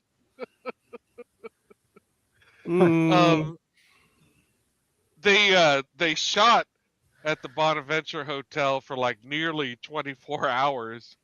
It's all just one day of shooting because it's a very expensive. You know, if you don't know, like you can't just show up at the Bonaventure and be like, we'd like to have you in our movie. No, it's like renting out a whole hotel for a day. Every penny's on the screen. There you go. So this was Disney's most expensive footage ever shot in their history. Because it cost money to shoot at the Bonaventure. Every single name cast member in this film is in these shots. They're all together. Everyone, Right. So there are shots where like they're all in it at once. And again, not only is it expensive to shoot at the Bonaventure, but they did it for like a whole fucking day. Like it just, it's expensive. They lost money on this movie. They lost money. Oh, there's no doubt. That probably cost at least $1 million to tie up the Bonaventure for a day. My question as a production guy is, why not just shoot the exteriors? I don't. Yeah. Well, they did the soundstage of Leon's room and the hallway outside it. That is a sound. Oh, that's a soundstage? Yeah. But do you need the elevator at the Bonaventure? Do you need it? Yeah, do you need but it has to have all the buttons. It has to have all the right buttons, or else I would have recognized that wasn't the Bonaventure. I would have known immediately. This is not the inside of the Bonaventure. What are you trying to fool me with? Yeah, that's like a Ramada. Fans of this film will not be fooled. It doesn't look like it's closed, though. It looked like they had like just regular people in there when they did the hallway shots and stuff. Did you see what they did with the lawn chairs? Yeah, I did. That was, They had to pay. They had to pay people to not sit in those chairs. Mm-hmm. I don't know. Who knows? Leon did. He worked it out somehow. Easter. It's amazing. Easter Bunny. You could have hired Phil Tippett to build you those elevators in minutes for less than $1 million. I'm not a big fan of the retainer plot line here. I feel like they could have worked out. Workshop something a little better with this. Yeah. And as somebody that's like had to pay for, orthotropic appliances for children, that really shit's expensive. Yeah, this is really going to piss Scott's parents off bad. Yeah. Well, yeah, they did leave town on his birthday. Mm-hmm. Yeah, it's true. They're not even there on his birthday. Yeah, screw those parents. By the way, I don't know how the manual override in the elevator turns the electricity that's been cut off to the elevator back on. Don't worry about it. It's science. It's just the lock. It's just the lock. It's the lock to the panel. It's not a manual override, and why would Rudy know that? None of that makes any sense at all. Because he's a mechanic. Did they not write that till they got to the hotel and they were like, the mechanic that forgot to put gas in his not Jeep? No, they drained that gas tank. Oh, did they? Oh, okay. Yeah. The rich guys drained his gas tank. Oh, I'm would glad think that David he'd Norton changed his shirt. Jesus, fuck, what are you wearing? You'd think he'd keep an eye at least, though, on the, We had our gas tank siphoned at Disney World. Really? We didn't notice until we were in the middle of fucking nowhere. Yeah. Oh my god. That was a thing in the 70s. People would steal your gas. Yeah. Gas was expensive. Yeah. Not And like gas- now, but we thought it was expensive back then, yeah. Well, yeah, but back then it was really easy to open somebody's gas tank too. Yeah, there were no locks or latches, so you could just steal gas. And no cameras. Those were the good old days. I miss them. When you could just steal gas. Sleeping at that rest stop is one of my fondest memories. Hey, they won. They're the So, best. yep, there it is. Okay. It's all Rudy's fault. And they won nothing. No Rudy, no award. Is it All over? right. He turns down the champagne. I noticed that on this viewing. Yeah, By the way- they all learned something, Jeremy. The real friends are the ones we made along the way. At the time this movie was shot, gas was Probably still about under $1 a gallon. Buck a gallon? Yeah, it was under. Because Look, 2 years later, I was working at a convenience store, and we had problems because the gas tanks, the pumps, you couldn't set them to $1. Oh, yeah. So we had to start charging for gas by the half gallon. Ridiculous. I hope you're proud of yourself, Mick. This scene. Well, it wasn't my choice. This scene is not good. You know? No. I mean, this is No, like this is someone's horrible. mental illness in Yeah. like full swing, and it's like Yeah. it's supposed Fat to be Why is guy everybody- eating. And Why is Barf, everybody laughing at her? yeah. Everyone's laughing at her. He hurts her. Barf is having a great fucking time in that moment, It's almost like everything Barf wanted to happen all night long is finally happening.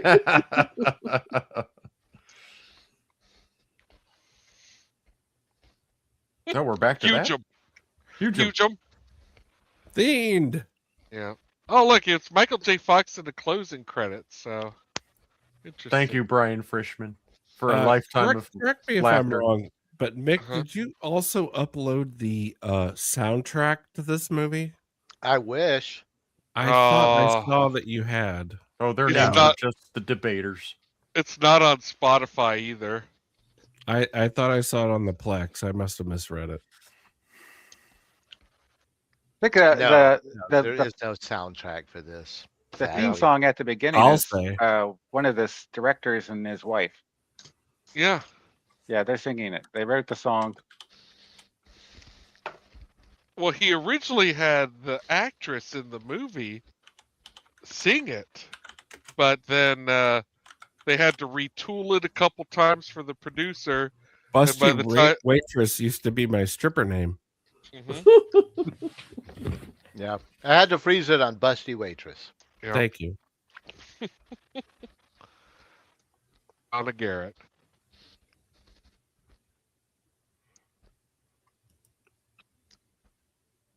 I don't know if I can register my full disgust with Leon. I just want to fire hose him. Really? Yes, really. Have you known a Leon? What is going on here? I loved Leon. Yeah, Leon's great. It's funny that like everyone knew who Leon was. Like, Yeah, what like why did that happen? Like, what He's is like what Mr. is Leon Worldwide like? from what's Firefly. what's he been up to? Is he at some point in Leon! time? Is he at some point in time like hit every single one of these people up for favors or shaking them down or like what? How did that happen? I don't know. To me, Leon was just like Booger Light. Oh No. I think he's more like oh No. You know, if this movie was made today and it was successful, there'd probably be some television show which gave you Leon's story. This movie will never I be would love that successful. so You need much. some proof of how we've evolved. There you go. I think the mystery of Leon is something we can all celebrate. I want a Leon series. Like young Leon. And Peggy and Lulu. Mhm. I want a Peggy and Lulu series. I'm all for Barf and Melio. Yeah, And Watch I out, want guys. Barf, I need some barf.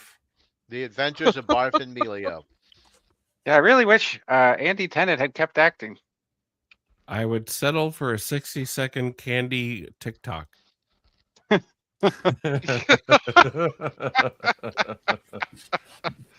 He became a successful and prolific director, though. Yeah, I saw that. He's got a long list of movies that I've never heard of and will never see. Yeah. But they have big stars in them, so somebody must have seen them. And a lot of TV, though. Like Wonder Years. Briscoe County Jr. Yep, I've Oh, definitely nice. watched Briscoe it. County. Yeah, I've watched a lot of stuff he shot. Well, he's perfect casting in this film. Yeah. Can't fault. He sells that role. Definitely a highlight. Yeah. And he's having, he's having a lot of fun. Like he already knew the other actor. They were already getting along, Emilio and Barf. So, oh, I got to take my dog outside here for a second. Pardon me. Come on, buddy. Come on. Is that a euphemism? No.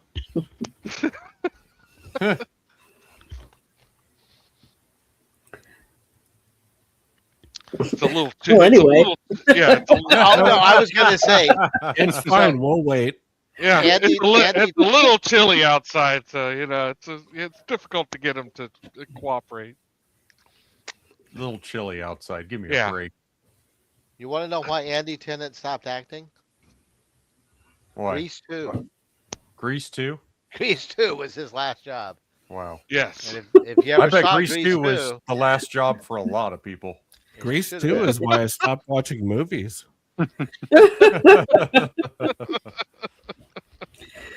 Grease 2 Eddie broke Deason- so many people. Eddie Deason is in Grease 2 as well, isn't he? Oh, God. I think so. Yeah, he is. I think so. All right. Well, we have to answer the question. We got to answer our question here. So yeah, it's the question. time. Yeah, the question before us.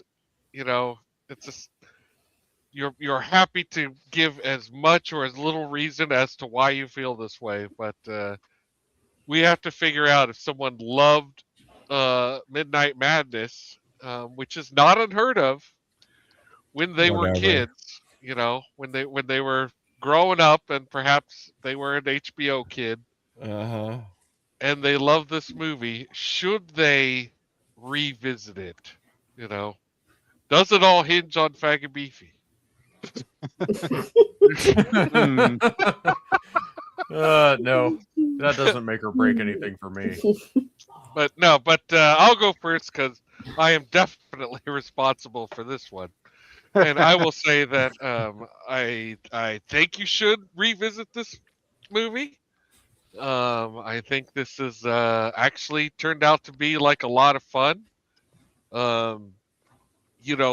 There are definitely not great themes and not great behaviors that are celebrated, but that is of the time period, and that's something we say pretty much every episode. So you've kind of got to prepare yourself for there at least to be something that you would find objectionable.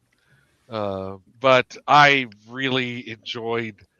especially enjoyed Leon, and of course I especially enjoyed Emilio and Barf, and I did also get a big kick out of the sisters, Lulu and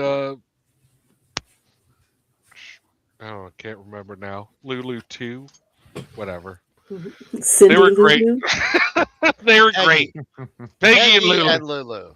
Peggy and Lulu. All right, they're both great.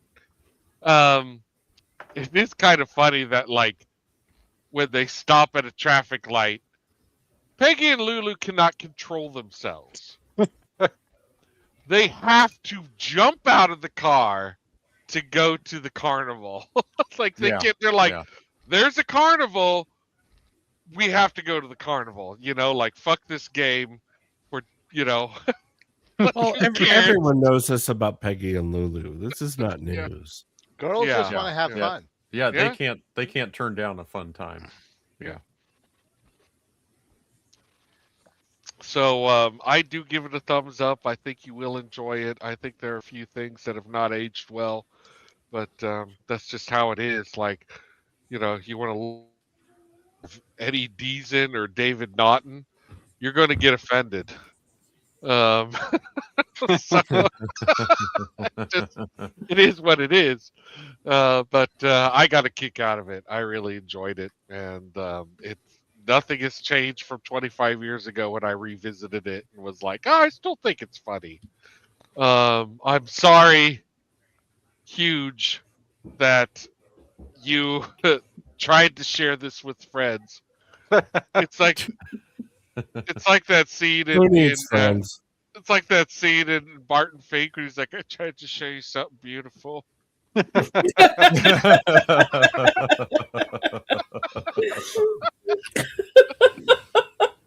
So anyway, there it is. I say thumbs up. Wizard, you want to go next? We'll just go right down the line, I think. And I got to go get my dog, too. So to be clear, I had never seen this before. This was my first watch, and I'll keep it short. I loved it. Like, I had a blast watching it. It's got some ups and downs, which I think is very much endemic of just what it is. It was not a big budget movie, very little experience making this movie. The actors, the writers, directors. But at the end of the day, I'm going to judge a movie primarily by, did I have fun watching it? Did I enjoy watching it? Is it a pleasant experience? And it was. I laughed. I had a lot of fun. If you loved this when you were a kid, I think you should definitely revisit it. And I think you will find enough that you still like. If you've never seen it before, I think if you go in with the right level of expectation, it's still a fun movie. If you dig that 80s or late 70s, really, again, vibe, or the fashion, the cars, that time, it very much is of that time. Like I was in high school when this was made, and it rang so true for me.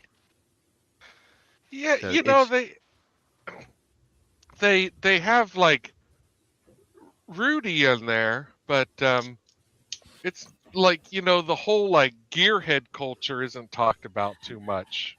No. But then they have these vehicles that are like really gearhead culture vehicles. Like all of them, really.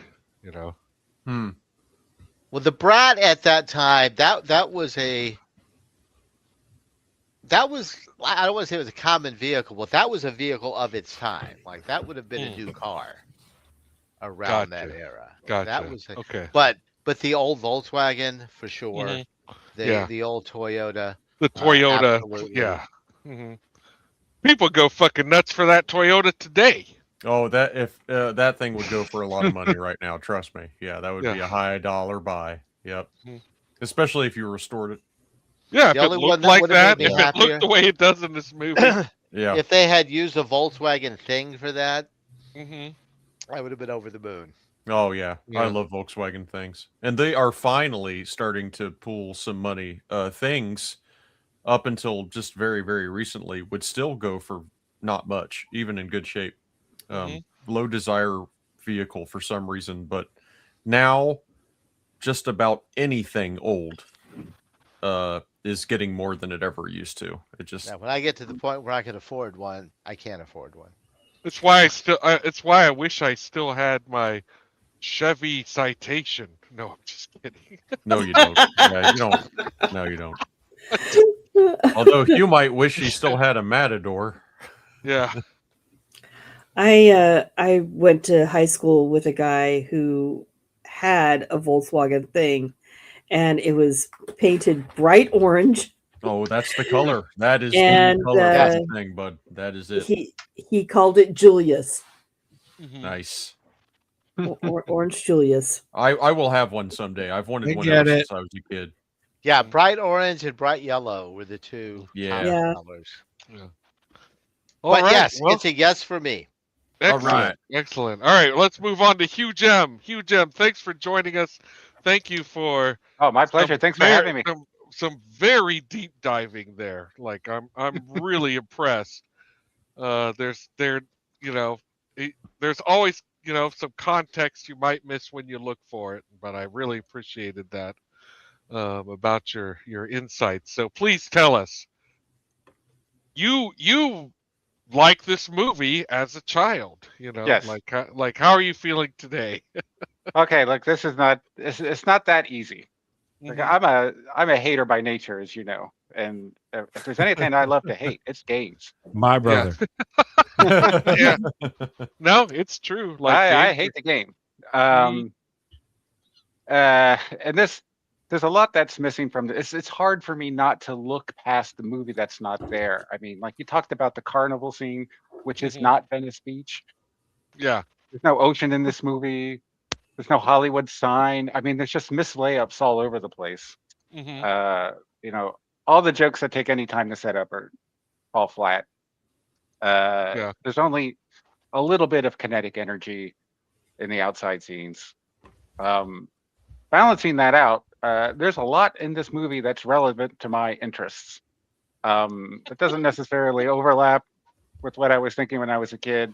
I've spent a little bit of time, thinking around the idea of urban imaginaries and the way that urban spaces are commodified and parceled and consumed, and I like the idea of this film as sort of modeling a type of consumption, and making that theme literal in many points. So I think there's some interesting things going on there. But more than anything, I think if you squint, there really is a humanist element to some of the things that are happening here in this movie. And, the Wizard has talked a lot about this being a 70s movie. And I think that's true. If I was talking about this in a more annoying context, I'd point out that it doesn't just straddle two decades. It really straddles two economic formulations in the United States. It has one leg in the sort of Keynesian tradition, one leg in the neoliberal turn, so to speak, and you can see that theme playing out. We talked about the Bonaventure Hotel. My own personal North Star for understanding Los Angeles is Mike Davis, right? And so he sees Bonaventure as sort of a locus of class conflict, and that really hit home with me. So that is something that I think I see now that I didn't see 25 years ago. And obviously the state of the world is a little different now. 25 years ago we were in the full froth of the .com era. Not that was a particularly great time or anything, but whatever benefits were trickling down to us from that period of American hegemony are a little bit different now. We're pretty clearly in the backwater of the period of the time that we came to live in. And so I'm looking for cookies in places where maybe instinctually I'm not inclined to. All right. So I'm babbling now, right? So no, that's okay. I love it. Yeah. But also I did laugh at this. There's some funny stuff in here. I laughed with the movie. Emilio and Barf are great. The twins are great. That was very refreshing. I wouldn't mind inhabiting this Los Angeles despite all the flaws, right? I know I don't really dream of going to the famous Los Angeles Pabst Blue Ribbon Brewery, but I nonetheless, I wouldn't mind spending an evening in this universe. Yeah. And so I guess in conclusion, maybe I'll paraphrase Thomas Jefferson here. Once every 25 years or so, the tree of liberty should be refreshed with the blood of Fagabeefy and Leon. Yes.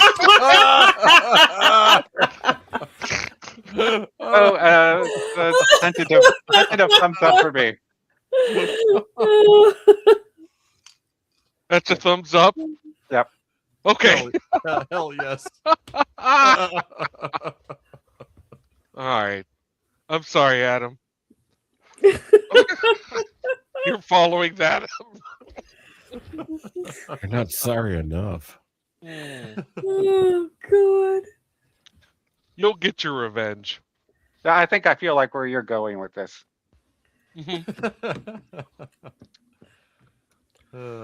Are we allowed to quote on this show? Obviously. Can I offer a quote as my review? Absolutely.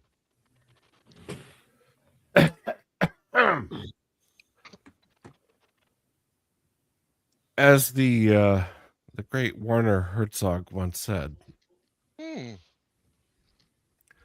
the enormity of their flat brain, the enormity of their stupidity is just overwhelming. You have to do yourself a favor when you're out in the countryside and you see a chicken. Try to look a chicken in the eye with great intensity. And the intensity of stupidity that is looking back at you is just amazing. By the way, it's very easy to hypnotize a chicken. They are very prone to hypnosis. And in one or two films, I have actually shown that.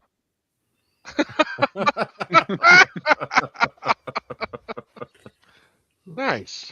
I hated every fucking frame of this movie. Wow. Wow.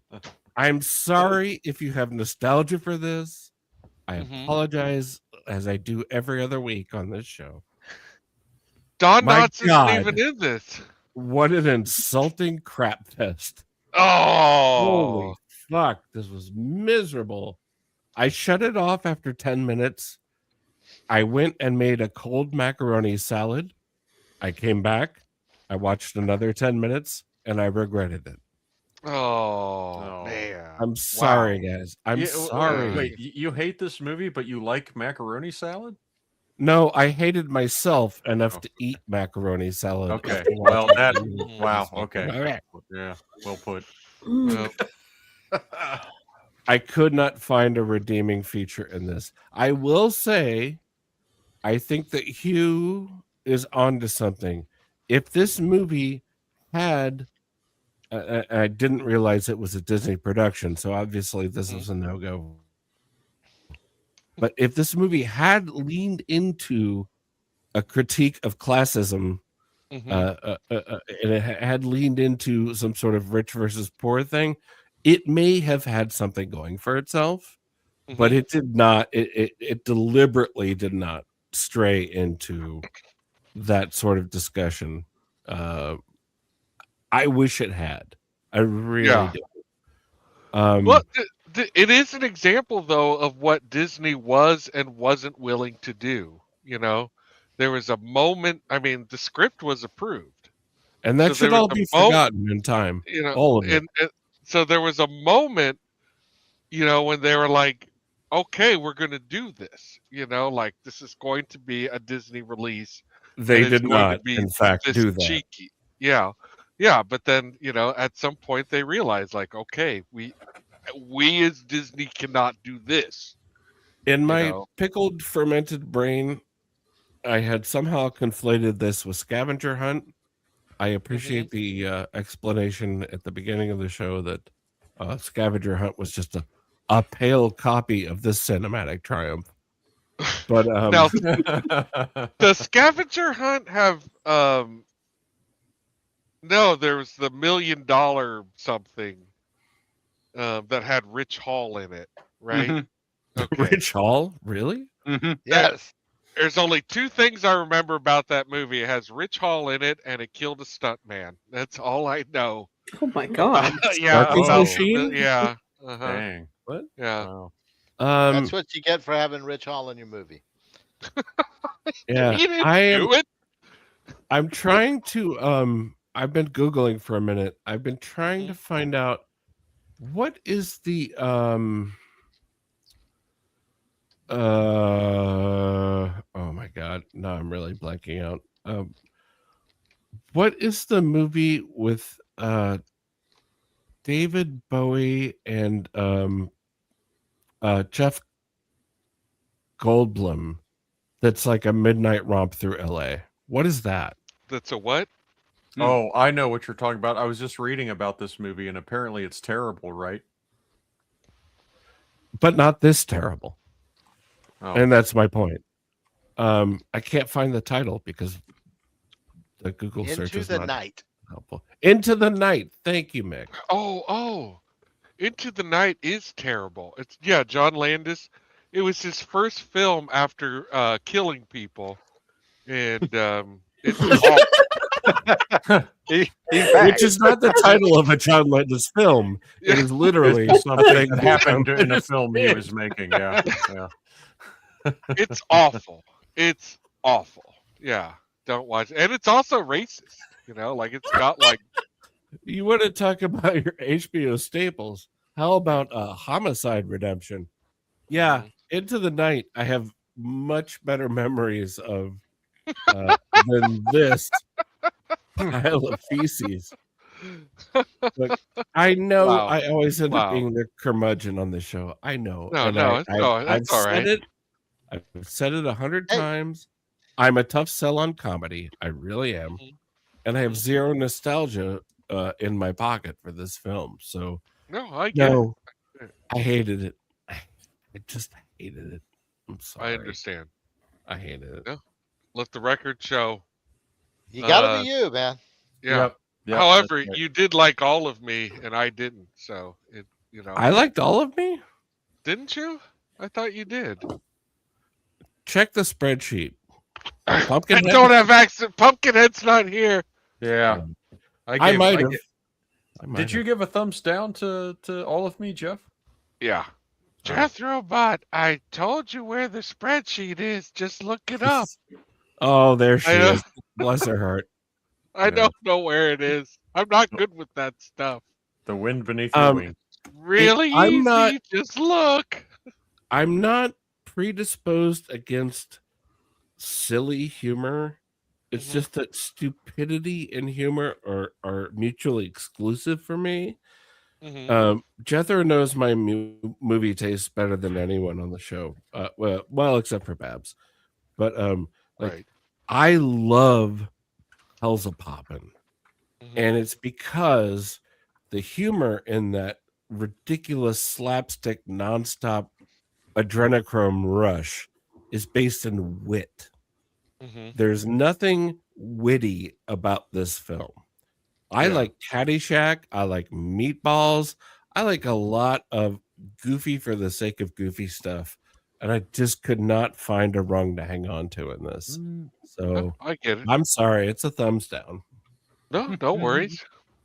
If you are a fan of reaction shots, perhaps. Okay.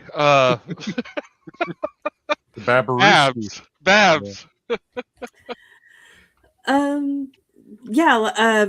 with Mick. I had never seen this film either. But I have to say, after watching it, knowing myself and knowing my 12-year-old self, I would have watched the hell out of this.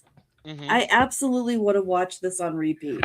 So and while it's problematic in places, I let that go. It's of the era. I can separate that much out. Yeah. And so I would say if this was something that you enjoyed, maybe forgot about, go back and check it out. You might laugh. It might take you back to 12-year-old self that laughed hysterically at it. Yeah. And this is a movie that really targets like a 12-year-old mentality. Mm-hmm. Yeah, it sure It does. definitely does. Yeah. It definitely does. And I'm still 12 years old, so Well, so it works for me.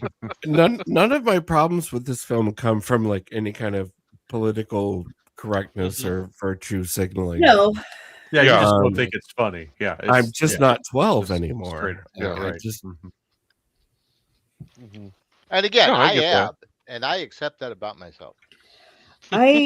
There's a certain part of my psyche that is always going to laugh at, the fart jokes or the burp jokes or silly stuff, the pie in the face, whatever. Although, wow, sorry that she got so hurt. That seems Oh kind my of cruel God. and terrible. Krishnas are Oh always my funny. God. Yeah. I But, like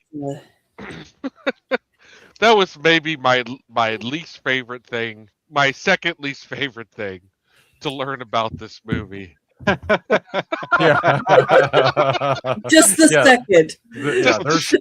There's one that's worse. Yeah. There's one that's a little So yeah, but I didn't Cool. hate it. awesome. I would say yes. Yeah. Oh boy. All right.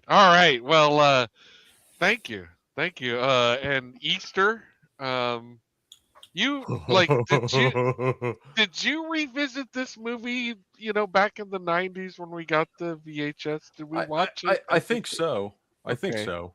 was I just mean, wondering. probably. I can't. It's fuzzy. It's hard to say. I was probably drunk and passed out. I don't know. Who knows? Maybe. But no, going back and watching it again sure was a lot of fun. And I got to watch it with my sons. I made all of them watch it. And not one of them left the room. That's wild. Although the twins were like sitting behind me. Like I was on the couch with the other two, and the twins were like sitting behind me in the kitchen, like at the kitchen bar. And I think they were on their phones half the time. But Yeah. I heard them laugh a few times. I did. Oh, okay. Now, Eli and Axel belly laughed at this movie. Really? Oh, okay. Wow. Yeah. And okay, so like in between like belly laughs, there was plenty of face palming.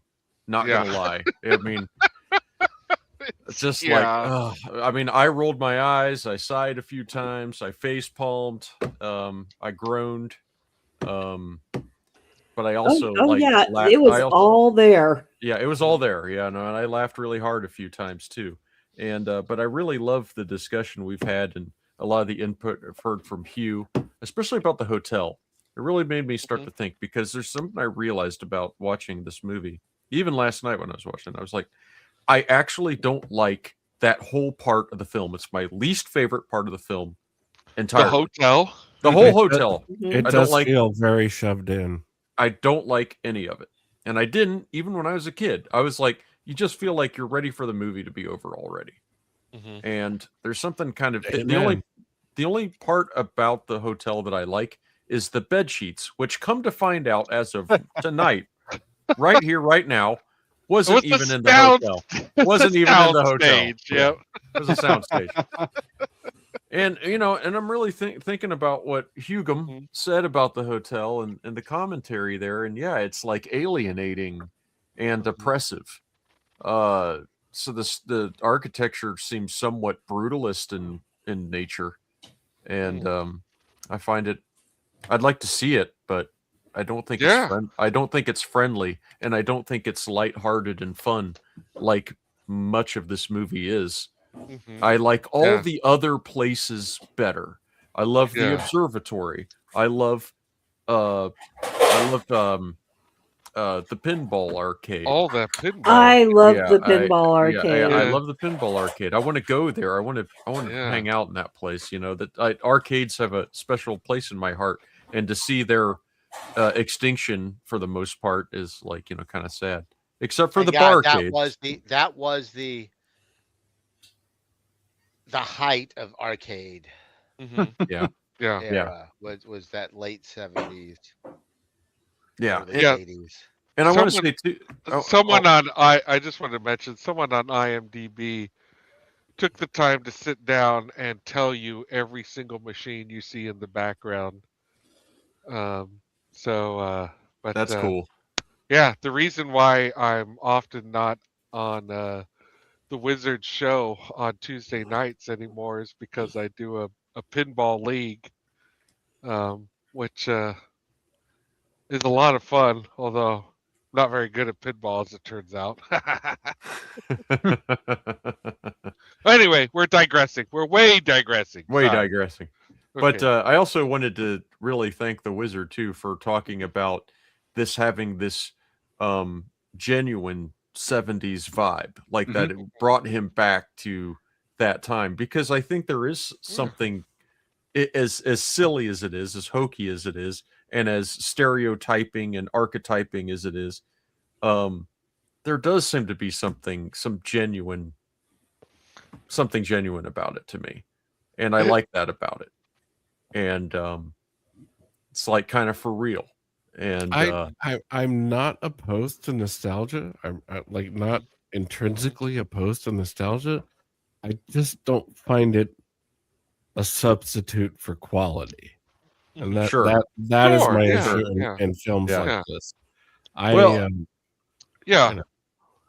Yeah, and I get that. And this movie's got its shortcomings, but we talked about it during earlier in the show. I honestly, I think there's a competency to this film, and I think it's definitely very funny at times. I mean, for silly, dumb laughs that, I mean, look, man, I can watch I can watch that piano scene is timeless. I don't care what the piano anyone says. scene. Piano scene's timeless. Like we were saying, this movie created memes that we used as personal inside jokes to each other for our whole lives. So I gotta go yes for Midnight Madness. Excellent. Well, even though Pumpkinhead couldn't be with us, she was like in the case of a tie, she would say yes. Well, I know Pumpkinhead. I was friends with Pumpkinhead, and I worked with Pumpkinhead, and I know she would say this movie sucked.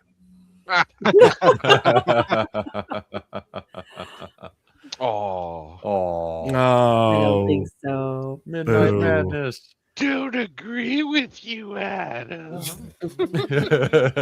Yeah, I think it's fair to say that in a lot of cases, Adam, your criticisms of these movies, I 100% understand.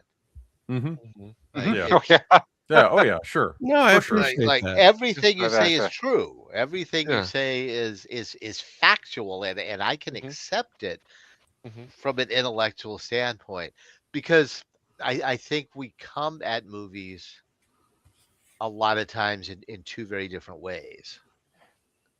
Yeah, and I just wanted to say that, like appreciating something out of just pure nostalgia. I understand the rejection of that as well. Like, absolutely, I totally get that. Whereas for me, it's a lot of times, like, I could look at a movie as a piece of art and quality, and I can see all that, and then there's this other subsection of movies that are literally just, I like the way it pushed my buttons. Nostalgia aside, which is its own animal, because a lot of these movies I don't have any memory of, particularly the ones that other guests nominate. And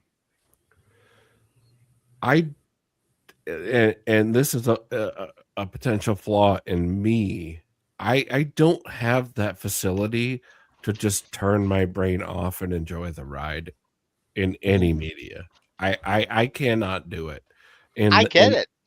In the ways that some people cannot. Some people don't have an inner monologue.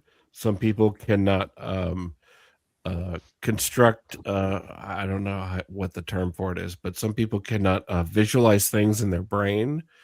I cannot shut my brain off to watch something. So if something relies on a level of suspension of disbelief, that's not going to work for you. I give a wide berth when it comes to suspension of disbelief. I'm a fan of Buckaroo Banzai. Okay, like that is one of the worst movies ever made. Like it is just absolutely out there. But I'm into it, and therefore I can take the ride. Watch it with the subtitles. If it's something that doesn't register with me right away, Man, I haven't seen that movie in ages. I love Buckaroo Banzai. Well, don't steal my nomination. You know, like some of the Disney Star Wars stuff. Like, if it was anything but Star Wars, I could give it a huge berth of suspension of disbelief because it's so insulting. I can't. And again, just to touch on it again, I think Hugh made a great point. Like, if this movie just had a little bit of class warfare woven into it or social critique written into it, it would have gone miles selling this story to me. As it is, it's just paint by numbers.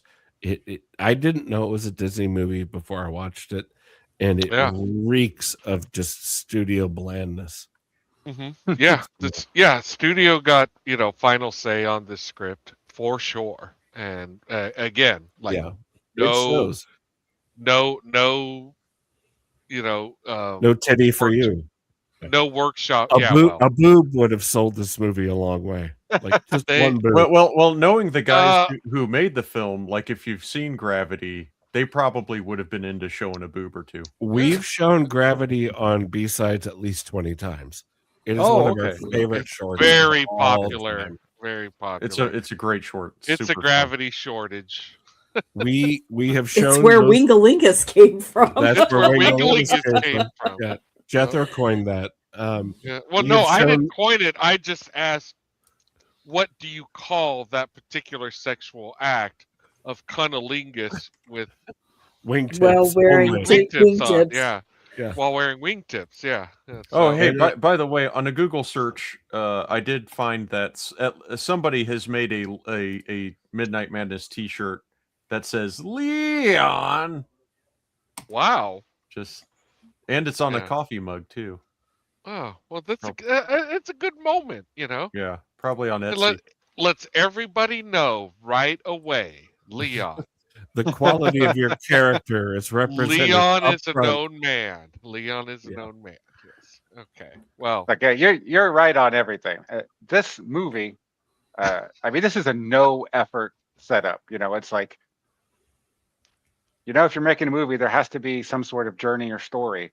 What if somebody just tells you to go on a journey? Tells you where to go. That's a story, right? Yeah. Close enough. This movie could be made better. Yeah. We could write a better script than this for sure. Okay, should we try remaking Midnight Madness? If they remake Midnight Madness, no human's going to write the script. They will write it with the ChatGPT. That's the thing. Jethro has a stack of far better scripts right next to him that we could be working on with that money. I've said it like this is going to be my first script right here. Like I said it as a joke, but then I was like, this thing has legs.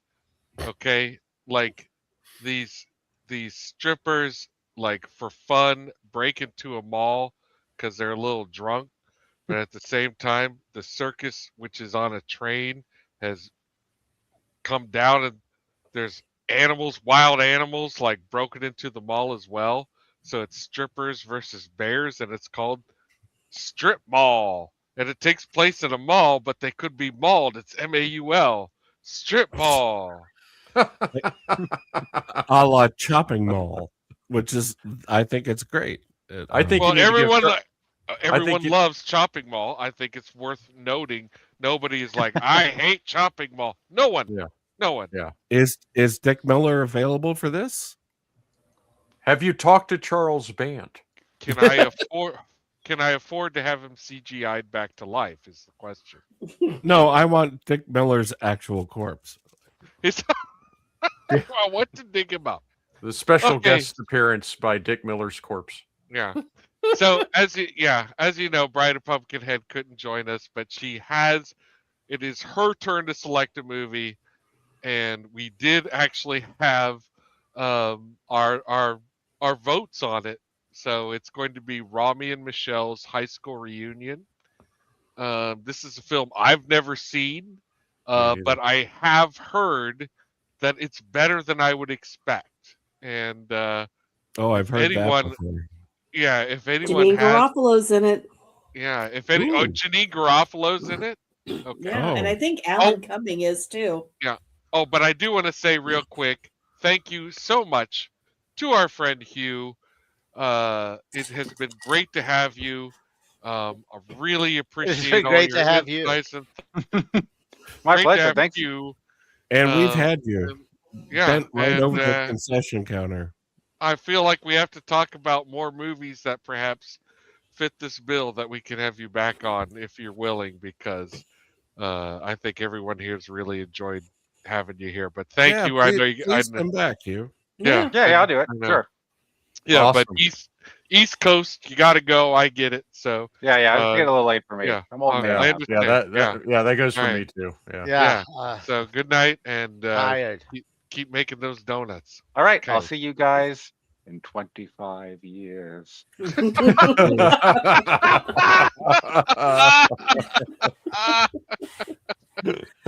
Excellent. All right. Well, good night. Good night, Hugh. Bye. Good night. But before we close the show out, I did kind of want to know, like, if anyone has any thoughts and feelings beforehand about Rami and Michelle. So again, I remember this trailer. I remember this movie. I felt like it was like in reference to something I didn't already know about. I saw it in the theater. You saw it in the theater, okay? Yeah, did you like I saw it. I mean, I did. It wasn't like, I don't remember.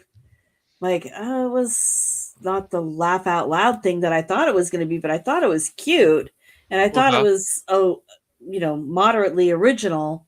Yeah. And I liked Janine Garofalo in it. Yeah. I mean, I did. I have to agree with Adam here. Yeah. Oh, she's a babe. And in comparison to, because I actually have seen all of the ones that she recommended. Mm-hmm. And I did my husband a solid by not choosing ABBA, even though I love Muriel's Wedding. So love you. Yeah. And you don't like ABBA either, Adam? He doesn't like ABBA. You sound surprised. I mean, if you want to talk quality. But I think Muriel's Wedding is a charming movie. I do. And I have not seen any of the nominations. But I like Mia Sorvino. No. Oh, God, yes. And, my memories of Romeo and Michelle are that this was a movie. I walked in expecting some sort of, chick flick, high school prom movie. Mm-hmm. And I got a movie that was celebrating, fuck you, I'm going to be myself, and I'm going to love myself for who I am. Yeah, and that's basically what it was. Yeah, it was like a 2-hour celebration of authenticity. Yeah. And owning who you are. Yeah, I agree. So it was a huge out of nowhere surprise. I liked it. I mean, like I said, I kind of was expecting it to be more of like a kind of like a prom, teenage prom, relive the glory years type of thing, but it wasn't. It was a just, hey, you do you and be happy with it. So yeah. I just want to piggyback on the Janine Garofalo meme by saying, I bolster my position for hating tonight's film by saying I do like stupid comedy. I love Mystery Men. I really do. Yeah. But the comedy comes from wit in a way that it did not in this movie. Oh no, this was fart jokes. Yeah. Well, no, there are fart jokes all through Mystery Men. Mystery Men, also featuring Paul Reubens. Yeah. But no, this is 12-year-old humor. It's very Disney-fied. Mhm. I'll stop being defensive now. Yeah, No, don't it's be cool. offensive. You're cool. No, I get You're it. Yeah, but it is true that, like, I think, like, Disney, like, put their finger on the scale, only to then be like, oh no, you know what, the whole fucking field is like. Well, Babs said earlier. So, like, what movie would we have gotten had there never been Disney's finger on it? But at the same time, they're the studio that greenlit it. So, like, we'll never know. Well, Babs said earlier when I was ranting and raving and pulling out my fucking nose hairs about this movie, it's like, well, at least we're not watching Private Eyes. I said, I wish. I fucking wish we were watching Private Eyes. Oh, wow. Wow. Yeah, I would gladly sit through this again over Don Knotts. Yeah, I'm sorry. Like, look, Private Eyes was painful. Like, I just got her kicked off the show. Yeah. No, I'll watch this before Private Eyes again. Yeah, for sure. That's not really even close for me. Not even close for me. I thought Private Eyes was a total snooze fest. Yeah, but this is an insult. This is like this is. It's not. This was not an insult. Movie. It's not an insult. I didn't think this was an insult. I felt violated by this movie. Private Eyes was just like kind of a slump. Yeah, kind of a shrug emoji of a movie. This movie tonight hated me actively, and it really wanted me to suffer. Well, we agree to disagree. Yeah. We are still. Oh my goodness! Look, everyone, it's Smilex. Smilex. Yeah. What? We're 50. We're 50. Thank you for coming out, Smilex. We actually have we've reached like time period maximum on our show right now, where we're hitting situation critical for our East Coast staff.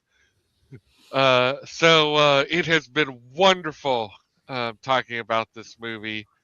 Has it? I know, like, Wizard, you've always got a gig going on Tuesday nights on Gear Wizard TV. Occasionally, yeah. Yeah, so please check that out, everyone. It's been a break. Next week, we're going to talk about Evil Bong. Bong. Who doesn't want to talk about Evil Bong? I started watching that earlier this evening. Did you really? And made With about your kids? about 10 minutes, and I don't blame you. we turned something else on. I don't blame you. It's that bad?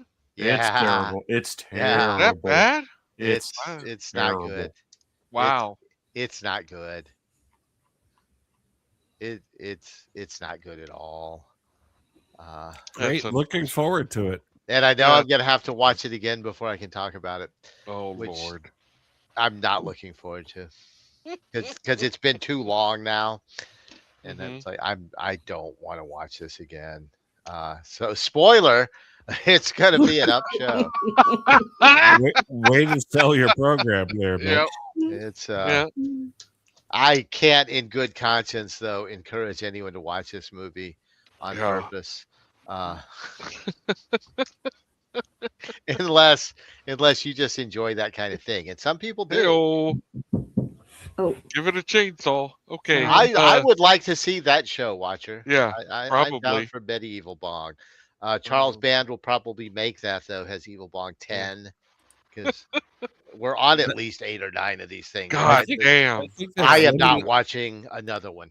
That's Lemmy's Adventure Call skits, I think Yeah. is what Medieval Bong is. Yeah. If you haven't seen them, dial them up. Although my we God. did an episode on Your Highness, which was Yeah. kind of Medieval Bong. Mm-hmm. A much better film than Evil Bong. Yeah. This episode has already had too much male gaze, so I'm not going to tell you what I like most about that movie. Let's I go am on. sleepy. We'll go on to Adam. Do you know what we're watching Friday? Nope.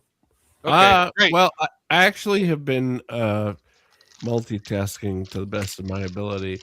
It may well be Fire Maidens from Outer Space from 1956. Wunderbar. I think it's going to be Fire Maidens from Outer Space. Wunderbar.